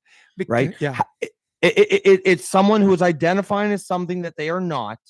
And again, it just lays bare the hypocrisy or sort of the nonsensicalness of this argument. It all, again, boils down to identity politics. If you want to identify into an identity that's acceptable, like woman, that's fine. But you cannot identify into an identity that is not acceptable, black Amen. person. And it's not consistent. It's not intellectually consistent. It's not ideologically consistent. And then that just makes you think, okay, well, it's all kind of just bullshit. And it is all bullshit. It is bullshit. And this is a great debate because we're left leaning. This isn't like, for the people watching this, we need to remind you from the beginning, the middle, and the end of this. We are not. You're not going to see a MAGA bumper sticker. I ain't got no MAGA bumper sticker. I'm Matt Taibbi, right? Who's trying to call balls and strikes. Some Schellenberger, whose partner who voted for Biden, right? Just like, these guys are considered right wing because they went after, you know, the Twitter files, right? And what's his name was like, do you have a MAGA bumper sticker? He's like, oh. That's so ridiculous. Like, no, fucking Tabby, you know, I think he first jumped on the scene with that piece on Goldman Sachs when he compared them to a vampire squid. Rolling Stone, right? He was writing for Rolling Stone. Compared to a vampire squid on the face of humanity, digging its poker in looking for a soft spot to suck out of, and it was good. You can't call that guy a far right. You know what I mean? Yeah. Do you know why I trust him? He says, every time I write a story, I go to bed at night and my eyes are wide open because I'm going to wake up the next morning and think I got something wrong. That is someone you trust. That is someone that double checks, dots all his I's, cross all his T's, and still thinks he missed something. And even if he's flawed, because he did miss some things, that's who you trust. Yeah, that's right. So someone who has that sort of like intellectual humility, right? I will also say this too: you never get canceled for lying, or you never get censored for lying. You in this country, in America, you're Canadian, but in America, you get censored for telling the truth. And to quote one of the Kennedys, he said, "Never in the history of man have the people doing the censoring ever been the good guys." I mean, that's true. There's just, and I remember the first time I heard about that. What instance? Maybe Alex Jones, but with the exception of him, what instance have you ever seen someone like a few years ago that gets censored and deplatformed, and it was for lying? And if it was for lying 3 years ago, what's true now? Yeah. Tom Barrettson, journalist, got deplatformed Twitter. He's back, right? Malone, the gene therapy guy, right? Dr. Malone. Turns out, go back on that video. Turns out every single thing he said, not most, all of it. Well, it's from the leaky vaccine to this, everything was true. Wow. It's kind of like the lab leak theory in COVID, right? You were a far right conspiracy theorist 4 years ago, and a racist, and a racist, and now it's by the way, that turns out that's what it was, and it's sort of like. Well, they trust us. Look, if Nico's saying it, it's different because we see the shaven head and all the muscles. We already know he's a white supremacist. Yeah, of course. Who hates women? who hates women? Yeah, but watch Jason, him like post be like, "I'm listening to you, motherfuckers." this was a blast, but my girlfriend is getting on to me. She's like, "Come to bed, to bed." Oh, it's East Coast time. It's 10:47. I'm 10:47. All right, so tell your wife we have 60 more seconds. Yeah. Oh, yeah. Oh, she's watching. All right. We want to do the clock and we're going to do lightning rounds. All right. Cool. Let's do this. Ready? Favorite comedian? Oh, shit. Dave Chappelle. Last good book you read. Sapiens. Last good movie you watched at home or in the theater. Shawshank Redemption. Nice. Marvel or DC? DC, definitely. The pool or the beach? Beach. Lord of the Rings or Harry Potter? Lord of the Rings. Bourbon, vodka, or tequila? Ooh, we always shoot tequila when we go to the bar, even though I don't really like it. So we'll take that one. Favorite sport as a spectator or a player? Baseball for both. Favorite action film star growing up? Action. I'm gonna go with Arnold. Nice, me too. Any favorite conspiracy rabbit hole? Mine is the JFK assassination. Just my favorite, or like the one I think is most likely to be true. Well, it's a conspiracy whether it's true or not. Yeah, it's true. I mean, I think the one most likely. I think fucking the JFK conspiracy. Like that to me, that like that man did not act alone. Jack Ruby was not just a patriotic American and he shot Oswald because he was just so infuriated that he killed his president. I mean, just imagine that. All right, guys. So tell them where to find you on your Twitter. Yeah, guys. If you wanna follow me on my personal account, it's Rob_the Builder, because THE was taken. So that's THABUILDER. If you liked what I had to say tonight about the alt left, you kind of resonated with that, you can follow me there at @the_alt left. Trying to kind of create a community of like-minded people there. I figure if we can get enough people to actually, you guys are rolling. Yeah, if you get, because like I said, I think the numbers are big. I think you're probably looking at 30 to 40% overall of the political left who feels this way or on some level what I'm saying will resonate with them. And if you get even a fraction of that on like one Twitter account, then you're just going to start to get media attention, and then the politicians eventually will have to come and meet us, right? If they realize like, oh shit, we went too far, and the normies aren't buying it anymore, they're going to come back because the numbers are on our side. So yeah, if that resonates, follow me over there. And also, if you want to see our podcast, Jason's our guest host on Wednesday. Me and my co-host Nico, we have a show called The Political Orphans, where we talk kind of like about this stuff, and not necessarily exactly, but we talk about the issues of the day. Nico is a proud conservative. I'm the sort of the lefty who's questioning the questioning lefty, but still lefty for sure. And that's sort of the perspective that we address those things. And of course, Jason's our guest host on Wednesdays. So yeah, if you like the banter that we had here, we had the same kind of vibe over there. Yep. Probably a little bit more chirping. Definitely.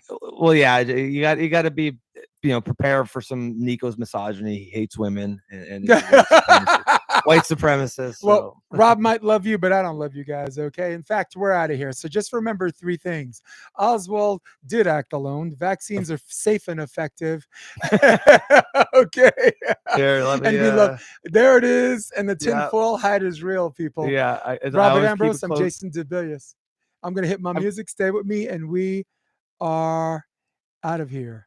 Have a great night, guys. Check out the Option Podcast on optionvb.com. It's also available on iTunes and Spotify, and on YouTube under the NY Varsity Sports handle. You're going to love what you hear. All right, we did it. Yes, sir. All right, we're out of here, brother. I know you got to go. That was fun. That was a lot of fun. I know you got to go.